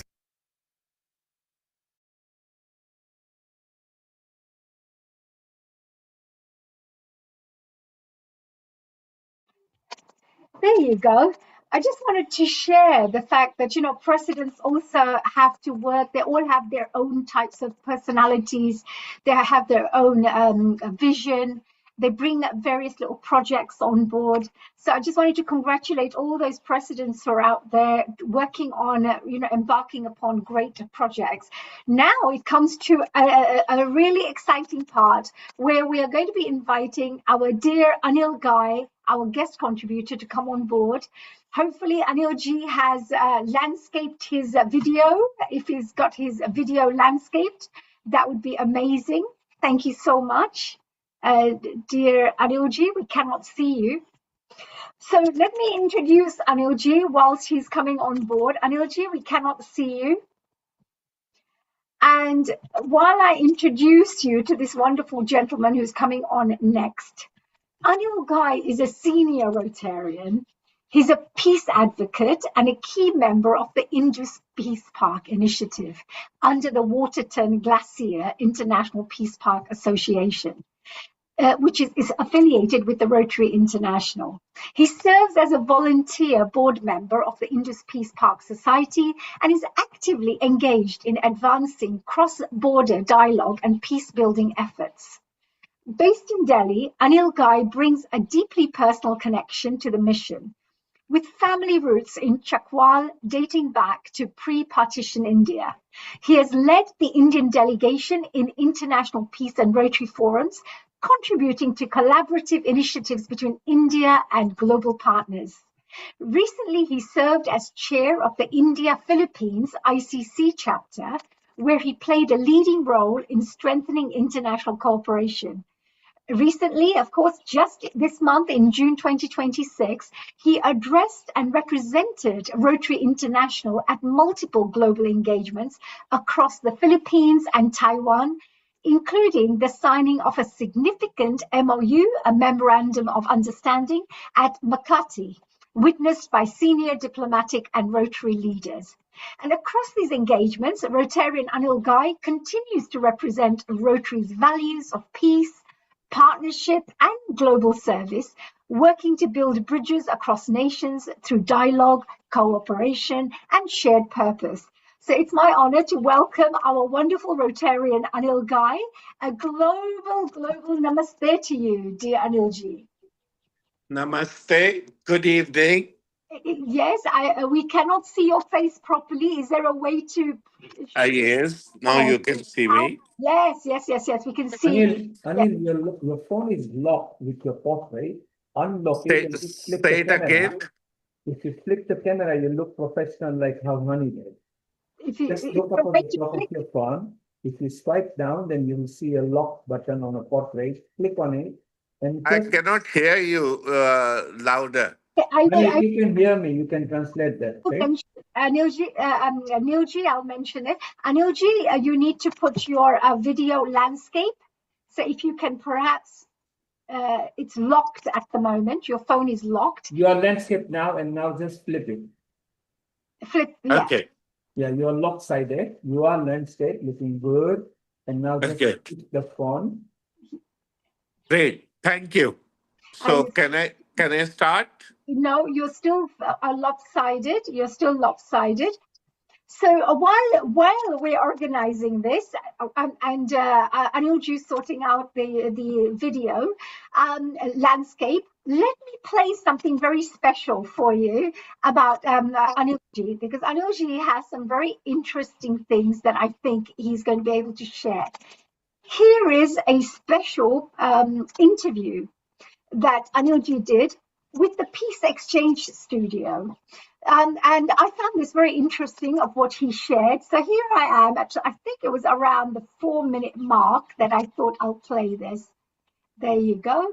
Let's see if we can hear a little bit about who Anil Ghai ji is, because he works in the field of peace, especially in Rotary, bringing cultures together, bringing communities together, and global audiences together. Well, hello there, Anil. How are you? I'm Sam. I'm quite well. Thank you very much. Good to see you again. Thank you. So, between last year and this year, I mean, it's a long time, but at least Rotarians always, good people always meet. Thank you. So, what brought you to Taiwan this time? First of all, I love to meet my old friends, which I make and which I renewed my friendship when I come to Rotary International Convention. Number one point is that. Number two, this time a very interesting thing happened. I represent ICC for my district 3110, and I had an opportunity and a contact in Philippines, members of Asia's first and oldest Rotary Club of Manila. So from there, I thought I would have a India-Philippines charter and MOU signed between India and Philippines. So I started looking for the people, and I found the right person, and I contacted him, and we tried and fixed up a date of 8th of June when I flew from Delhi to Philippines at Makati St. Gil's Hotel, 1 p.m. The meeting was fixed where the MOU was to be signed. The MOU was drafted, shown to ICC Executive Council, vetted by my ICC India National Convener Deepak Talwar, vetted by National Coordinator of Philippines, that is Johnny Yu, Rotary International Director nominee Edina, and further other than. And we signed it physically. There were about 100 people in that hotel over a lunch meeting. Above all, I'm very happy to tell everybody that we had, on my request, His Excellency, Indian Ambassador to Philippines, Mr. Harish Jain, also came with his assistant ambassador. There were two of them, and he witnessed it. The MOU has been signed by me, and it was signed by Johnny Hugh there, and Natalia and my past district governor had already signed them.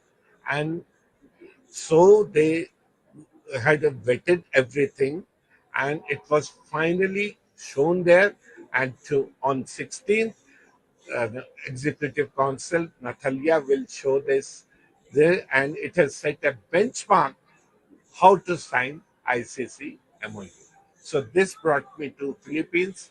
We stayed there for 5 days. I attended a Rotary Club of Manila meeting. What a massive meeting. It was an eye-opening. The oldest club, it means oldest. There are people with 3 generations there working, bureaucrats, ministers, whatnot. It holds the country. From there, I came here, and I'm here now with you. Well, what do you think the importance of forming an ICC between Pakistan and Philippines? India. No, it's not Pakistan. It is India. Okay. Pakistan and Philippines have no MOU. No MOU. No, it is India. So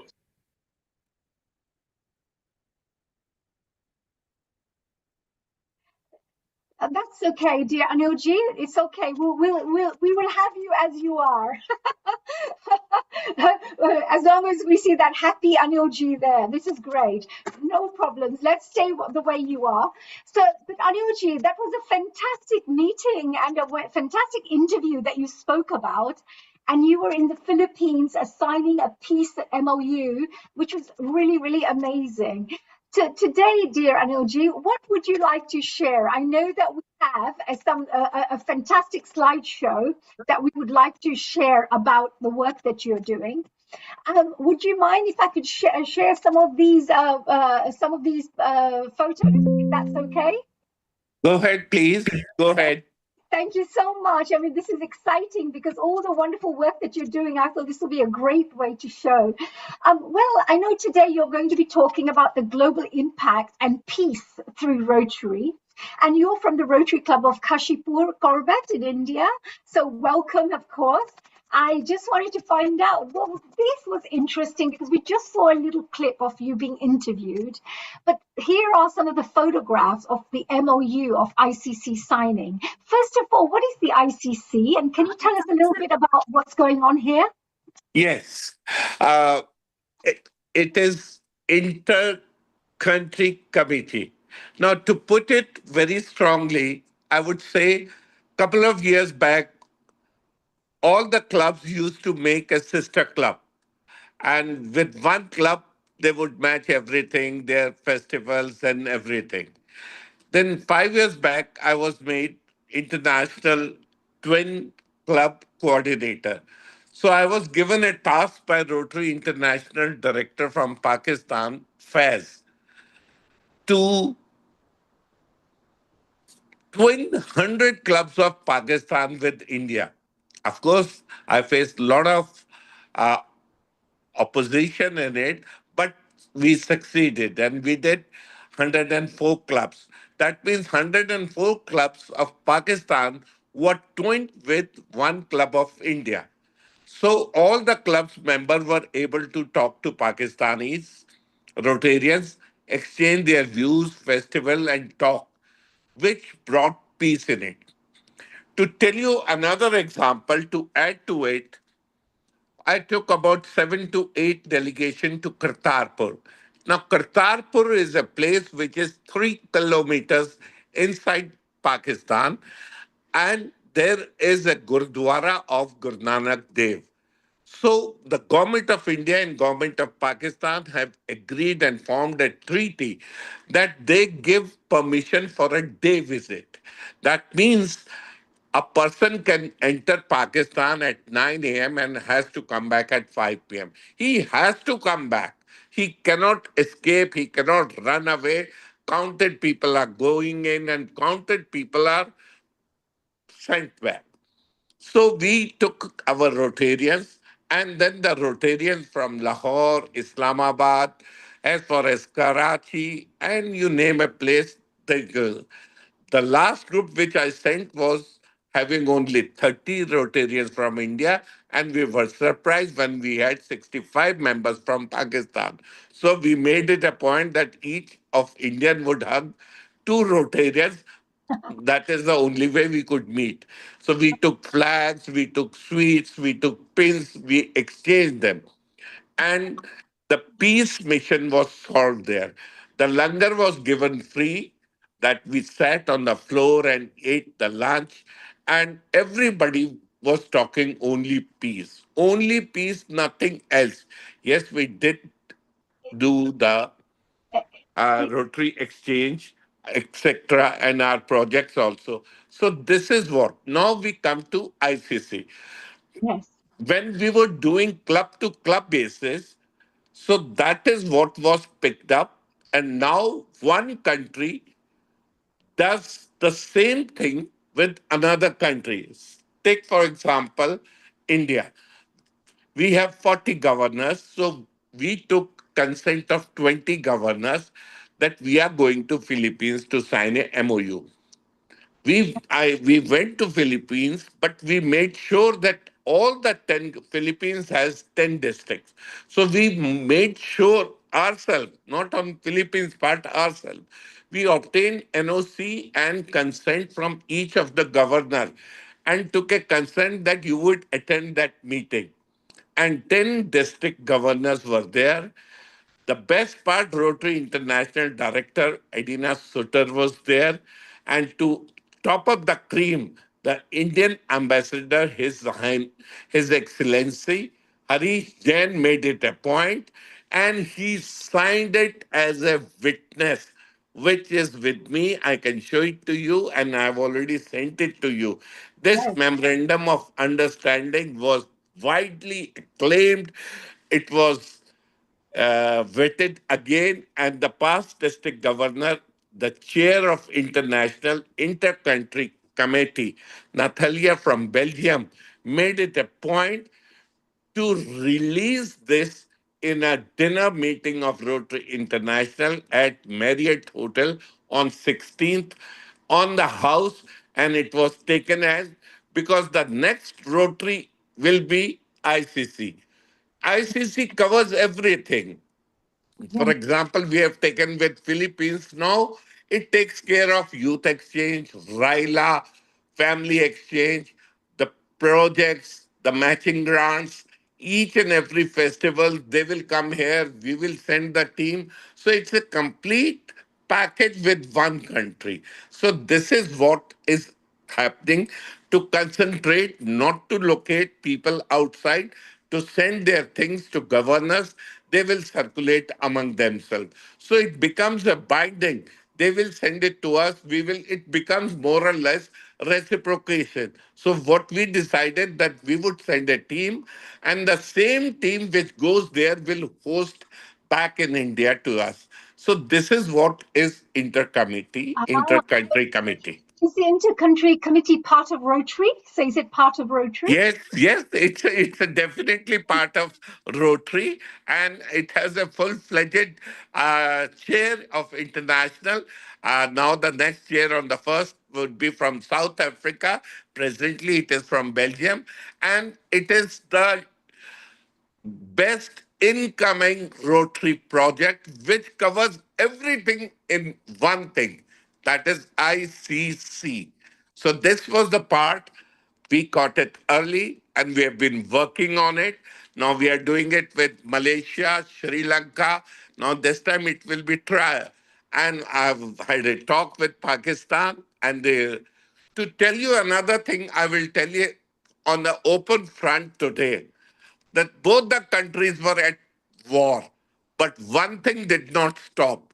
We were not able to communicate. We did not call to each other. The Indians there came back from here. Pakistani went back. But the South Asian office of Rotary was working 7 days a week, because Pakistan comes under Rotary Asia office, South Asia office. All their grants, their ammunition, I would say, or their paperwork, or the charter comes from Delhi. That was not stopped by both the countries. This gives me an idea that the higher people at above still have faith in Rotary, and nobody stopped us. Nobody has ever stopped us. I've been to Pakistan a couple of times, You've done saw so my house. Yes, you've done so many work in different countries. I mean, you've gone to Florida as well, Taipei as well. You've come to London. You travel so much. You go to so many places. How many countries do you connect with through the work that you're doing? Because it's vast, isn't it? Your peace work. Yes. The main piecework of our is been with Pakistan, and I must give credit to Pakistani Rotarians also. They are of the same nature. They also don't want war. I would not blame here anybody, but our work is to do and maintain peace. We had, like you are from Gujarat, you must be knowing, Mahatma Gandhi had a Dandi Yatra.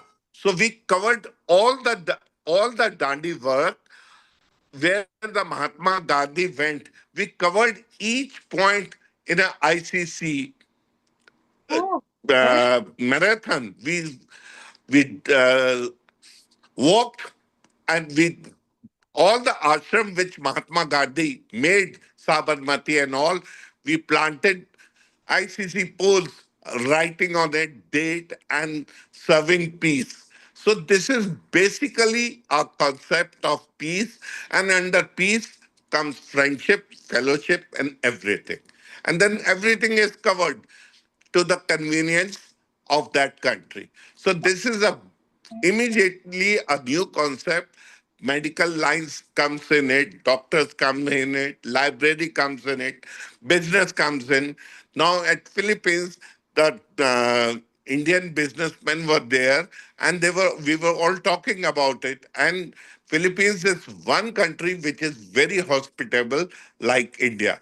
So I'm very happy today if I could little bit tell about ICC. And yesterday I was in Chandigarh, and the district governor coming in, Rita Kalraji, only invited just to give talk on ICC. Like you are there, all governors want to do and join this ICC. And what we do is we take their consent and we explain it to them, and then we help them to develop all their relations. We give them addresses, we give them, then each country has a ICC chairperson who does everything and who has all the governor. So he bifurcates the requirement and need. It's a very systematic work and immediate. Within week, the thing is yes or no. No doldrums. Oh, that's amazing. Anilji, since I've known you, you've been incredible, because every time we speak, you're always working on inspiring, projects, and they're always focused on peace, cooperation, diversity, bringing people together, transforming lives. You also came to London as well. You came and met the Londoners, the Rotarians here. So please tell us a little bit about why did you come to London, and what was it for, and what were you doing here? Well, I came to London. My wish was to visit the oldest club, which was yours. And we met there, you remember that, and Rotary Club of London. That was the oldest club. It was my very keen desire to visit. And then I visited 8 to 9 clubs, and we are working with them on peace. Constantly, we are working with them. I met the district governor then, and since then, we have been working. Couple of them came here. I also want to tell you today one very unique thing. We opened a Rotary E Club of Winter Haven, District 6890. Now, everybody knows about the E Club. They open E Club, but we opened very differently. We took members from 4 continents, 9 countries, irrespective of religion, and made a club. And made that club registered in Orlando, because every governor goes there for training so that we can cater them, we can meet them, we can offer them the hospitality there through the Florida. And then a team of Floridian, that is from USA, came to India, and we hosted them here. So whatever we try to do in my club, now the Rakhi you just examined, she happens to be from my club. Now when we make member, next time you will be calling a person. His name is Dr. M. Wali. He's a Padmashri and a doctor for the President of India, a great person. So we select people who are really devoted and who do their work, and we make members. So next time, whenever you come, and another member, the president of this club, also you know very well, that is Sandeep Marwa, who took your interview once. You remember him? He's the president from the first. So he would also be he has a film studio. You have seen that. Yes, and we also. You've gone mute. You've gone muted, Anilji. You've gone into mute. And what Anilji was mentioning, I also ended up doing a Mahakumbh documentary with Sandeep Marwa and his studios, and it was all promoting peace. So, which is great. Are you back, Anilji? Hello. Yes, I'm back with you. I wanted to find out because you have lots of achievements as well, because everybody loves you, Anilji. You have so many achievements, so many awards that you've been receiving for the great work that you're doing. This was the most recent one that you also received around January this year as well. Yes. Can you tell me a little bit about what was this about? What was this for? Yes.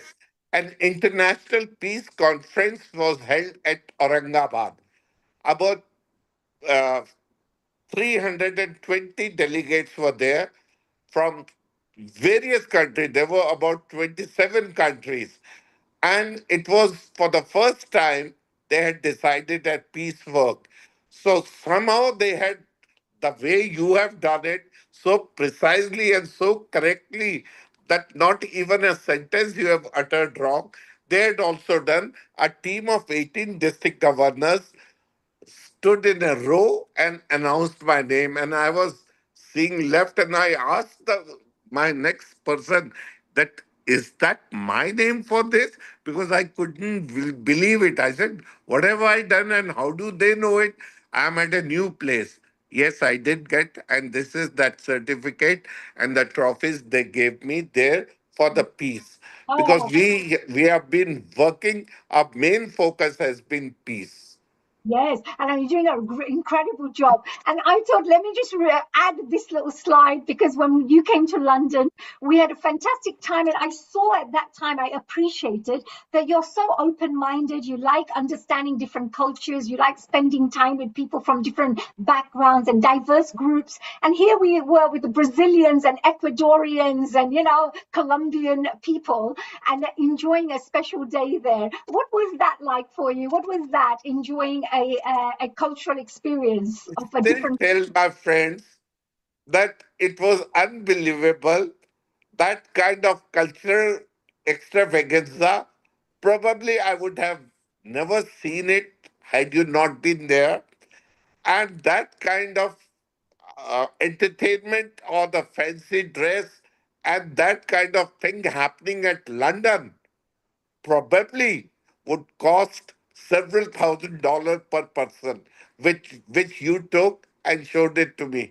And I've been showing this film everywhere. Everybody doesn't believe it. They say, what was it? I said, this was it. And it was fantastic. That is what memory comes. But please, next time when you come, I want to show you around. Another thing, my club is named after Jim Corbett. Jim Corbett has been the biggest hunter of our country, and we have a Jim Corbett National Park where the tigers are protected. So my club is named after it. I'm a charter president for that, 27 years old, and we have been internationally in our district the best club. Ever since the club has been made, every year we get for the international best club. We have the maximum flag exchanges with the foreign dignitaries, and yes, and That's why. meetings are done. That's why there's Rotary Club of Kashipur, Corbett, India. I wondered what that meant. Now I understand, why you've done it. It's amazing. And, I wanted to show you something, Anilji, because you have a special, knack for promoting peace around the world. Please show me. Yes, and I would like, this is something, and it was a dream of mine. And now that I have the global, working as a global president of International Children's Peace Network, the aim is to bring young people, develop youth leaders, and of course, promote peace as one of the topics within that group. So I have this wonderful project that I wanted to launch. And I just wondered if I can play this song. It's produced by myself. So it's all, I have full rights of this project. But what I wanted to do was to see what you think of this and what our audiences think of it and what can we do about this. This is something I wanted to promote to the world. So here you are. And this is a song called the Unite Us song.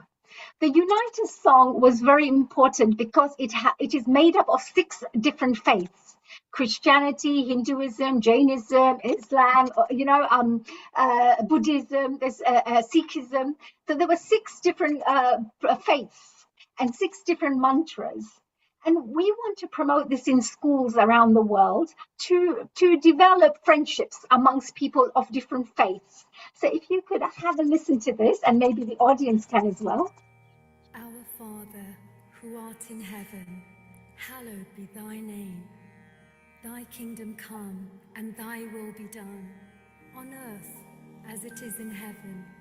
Give us this day our daily bread, and forgive us our trespasses, as we forgive those who trespass against us. And lead us not into temptation, but deliver us from evil. For thine is the kingdom, the power and the glory, forever and ever. Amen.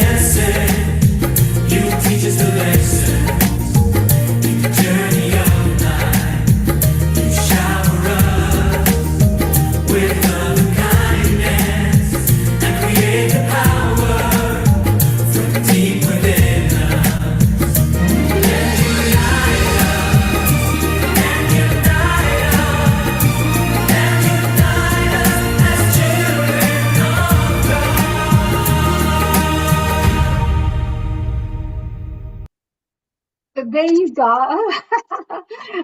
Just a little, I thought it's a beautiful song. It's a Unite Us song. And I was just hoping that we could do something with it and see if we can get this out to the world. What do you think of that, Anilji? By tomorrow, it will reach 40 people. This is a promise. And their comments will come back to you. Oh, that's amazing. Well, there you go. Oh gosh, there goes. I think my music is started. Sorry. Yes. And you go, yes. So I mean, I just feel that this to bring different faiths together, music, dance, art, creativity. It's such a beautiful way to bring people together because it's about appreciating different cultures, different faiths. As long as we follow the religion of humanity, which is what Rotary teaches us, good values, being a good human being, etc. And that's amazing. And we have our wonderful Dr. Amrita ji here as well. And of course, Anupul ji. Hello and a global namaste. We missed you too. And I just wondered if Global namaste. global namaste. And I just wondered if you have any comments of what Anil ji has been talking about in terms of peace, the great work he's doing, the contribution he's making to the world right now. That is true. I mean, there is no words about it, but I'm sure there'll be a lot more to come from him anyway. Absolutely. Look at that. I mean, with the CI, with the it's called the how do you say intercultural? Inter-country committee. Yes, And when you send this song copy to me, please write below in your words the gist of it also, so that the people who do not understand it can find it from the gist from you. This will reach through ICC everywhere where peace is being done. Oh, this is amazing. And of course, last time we created something called the International Children's Peace Assembly. And one of the things we did during the International Children's Peace Assembly was do a parliamentary peace day. And as you can see, there was about 67 children who had all registered for this 1-week program. All of them also signed a UN-inspired peace declaration, which has been submitted to the Prime Minister here in the London, UK, and the UN Secretary as well. And we are now looking to come to Delhi. To Delhi in December of 2026 with Healing Our Earth is supporting us as well, of course, our platform. And this is what we did last time at the Parliamentary Peace Day, as one of the projects. We're hoping to go to Delhi and be in their parliamentary house there to create some more peace debates for young people to discuss how to see the future, how they see the future. So we would love you to be part of this, dear Anilji, and maybe I can talk to you separately and invite you to be part of this in a separate. 100%, we will give you all assistance. Thank you. And we will love to host you as well. Oh, that's amazing, amazing. Actually, you inspired me, Anilji. We spoke last time and you said if you ever come to India, we will be there to support you. And as you had said that, I decided instead of going to Bulgaria first, we thought we're going to go to Delhi first. Yes. Yes, and you will find the support here. The people are very, very dedicated here, and you will find political as well as Rotary support also. Oh, this is amazing. Thank you, Anilji. Well, it looks like I'm coming to the end of my hosting session. And I believe Dr. Amrita ji, the most beautiful one here, who had a birthday recently. So a happy birthday to you, Amrita. I know that may your light continue shining bright as always every single year for many, many more years. And the wonderful work you're doing. And of course, Anupul ji, as always, you're doing fantastic work. We need to catch up. I will now leave the platform to our dear Dr. Amrita ji to finish off. And I just wanted to say a very big thank you from Dr. Hani Kalaria. I really thoroughly enjoyed hosting today. And I've got a cherry on the cake now that I've spoken to Anil ji, because I'm really getting ready and I'm raring to go with our Rotary project, International Children's Peace Assembly in Delhi. Thank you. Thank you. Thank you very much. Great. And thank you very much for inviting me. Hope I've been what you wanted to know. I've been very brief and precise. Good night to everybody. And I will, for your next whatever visit, I will give you 2 more dedicated people who have done much more work than this. And I would like to have a copy of this video to be presented to my district governor, who would be playing this for the peace. Thank you very much. Thank you so much. Well, Global Namaste, ji, Anilji. Have a fantastic Good night. Good and night. good night. And Amrita ji, isn't it amazing? Look at his dedication, Anilji's. It's must be 10:30 or 11 at night in India, and he's still up, ensuring that he can pass on these messages to the world. I came back late. I was driving from Chandigarh, so that is why I preferred that. I did not want to cancel it. So I told you the moment I reach Delhi, I will inform you. Thank you very much. Good We night once again. Thank you. Good night. We appreciate his dedication and thank you for supporting Healing Our Earth. Of course, a platform that comes to educate you, inform you, entertain you, and of course, hopefully today we're leaving you inspired. So, a global namaste from Dr. Hani Kalaria. Have a fantastic evening, morning, afternoon, wherever you are throughout the world. All yours, Anupurji and Dr. Amrita ji. What a Thank pleasure you. seeing Thank you so much. Continue with your work with the children. It's such a fantastic thing to see them.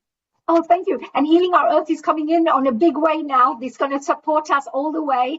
Rotary is coming on board. We have, of course, Commonwealth and United Nations anyway coming on board for the project. And now that we're looking forward to having perhaps this new group of people in Delhi that we need to support as well. And many meetings are taking place next week to put this whole project in place.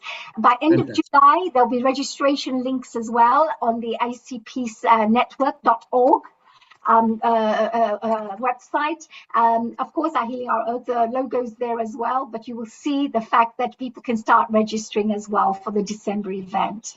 Honey, thank you very much for producing this episode today and being there right from the start and bringing many people. We have so many exciting people. Thank you also to Rtn Lal Goel for his fit there as well. Honey, you've got an onward commitment that I know I'm aware of. But just before you go, maybe you can finish with Gayatri Mantra or any mantra you like, and we can. Absolutely. I'd love to do that. Thank you so much. Thank you very much. Actually, I'm just off to an international gala where there's all these high commissioners and all sorts of different people to promote more peace projects. So I'm looking forward to it. So let's finish off with a beautiful Gayatri Mantra at the end. And with a quick little prayer as well. Dear God, please support all the wonderful Rotarians, Rotary clubs, Rotary districts around the world who are doing such great work, who are trying to do great work, who have initiatives and projects all lined up. Please give them the energy, the strength, the determination, the persistence, and the dedication to help complete these projects so that many lives can be transformed. Healing Our Earth and all our members, we pray and we bless all these fantastic Rotarians out there who are doing great work. So with that, let's finish off with a beautiful Gayatri Mantra. Om Bhur Bhuva Swaha Tat Savidur Varenyam Bhargo Devasya Dhimahi Dhiyo Yona Prachodaya Om Bhurbhuva Swaha Tat Savidur Varenyam Bhargo Devasya Dhimahi Dhiyo Yona Prachodaya. Om Shanti, Shanti, Shanti. Thank you so much. A very big bunch of thanks, Dr. Hani Kalaria, for the successful hosting and producing this episode. I think this was a very special episode dedicated for the service of humanity and mankind. And I really wish from all the Healing Our Earth family that you keep progressing and keep working on the good deeds and the karmas that will help not only enhancing your journey towards life, but many millions and millions of people who would be promoted, helped, as well as guided for this good karmic work that you're doing. So a special thanks to you, as well as our favorite Rotarian Lal Goel ji as well. I'd like to add on that, who is always regular with us, and especially for this episode with the organ donation lead and the Rotary Club. I'd like to especially thank all the members who have supported us, and with them we are able to do this episode, and we look forward for many more with this, and also many beautiful projects that we can bring in together. Thank you so, so much. I think Honey's vertical approach and the prayer was very indicative of her interests. Oh, yeah, Dr. Hani, I would love to add my kids for your project, Yes. Rindam and Shashwat. I Yes. think they would love to join in. Do let me know New Delhi's program, when it is, how it is, and if possible, I'll try to find out time and join you up for this thing. Amazing. Definitely. Amazing. And 19th till 27th of December. And I know they'll be amazing because they already do lots of media things, etc. There'll be media training on the day. So where in Delhi are you planning this thing? We are near the parliamentary place, and we have a minister who's helping us put this whole thing together. And he's also, well, hopefully, if everything goes well, and if I can get the correct documents in place, we also have the Prime Minister who's going to be gracing the occasion for us. So whether it's through a video call, thing, but we are working towards him attending himself, for this. So let's see how everything goes, and keep sending your beautiful blessings. Yeah, beautiful. Definitely let me know. And if I can be of any help in that case, do let me know as well. I would like to add up that my kids would join you. Yeah. Yes, we have holidays that time. Many schools have holidays, and I would also like to promote it in other schools of India and also children's worldwide, wherever we have our connections, so that more and more children may join this project, and they give an idea and insight about how life beautifully is towards a goal of promoting peace world over. Yes, no, it's great because they get training in diplomacy, how to speak on stage, how to voice your points to, in parliament. They get various types of training as well, so that they can become great future leaders and youth leaders who become young adults, and of course our leaders in society. So we need to give them a full, it's a full training, as we said. But I'm going to leave you with your lovely, I think you're going to all be having a special meeting. So I'm going to leave you, love you, and thank you very much. Anukulji, Amritaji, of course, Hemlataji from India, and Vanessa, who's there with her lovely working away there. Just wanted to say thank you very much. Enjoy your evening, guys. May I now switch off, and may I now log off, guys? Yes, please have a pleasant day onwards. Bye-bye. Thank you. Bye. Thank you, Hemlata ji. मैं आपको दोबारा देख रही हूँ. Second time, I know, and it's also a nice Not second pleasure time, to I meet. think several times. Several times, but the most I remember is you came and the daughter also came. Your daughter also was there? Yeah. My daughter-in-law came. Then another one was my granddaughter came. Yes. I remember. Is a regular part of healing around me. Yes. I have written one small poetry about the healing of the earth. One 2-line poem. Yeah. Healing the Earth and Rotary Club of Organ Donation Awareness. I've just connected this. A legacy of life from wounded soil to bodies strained by grief. We seek the paths that offer true relief. The earth cries out for healing green and whole, while failing hearts cry for a selfless soul. The Rotary Club steps forward, shining bright, to turn this dual darkness into light. By planting seeds, we mend the shattered ground. By giving life, a sacred hope is formed. A donor's gift restarts a failing clock, a selfless bond that time can never block.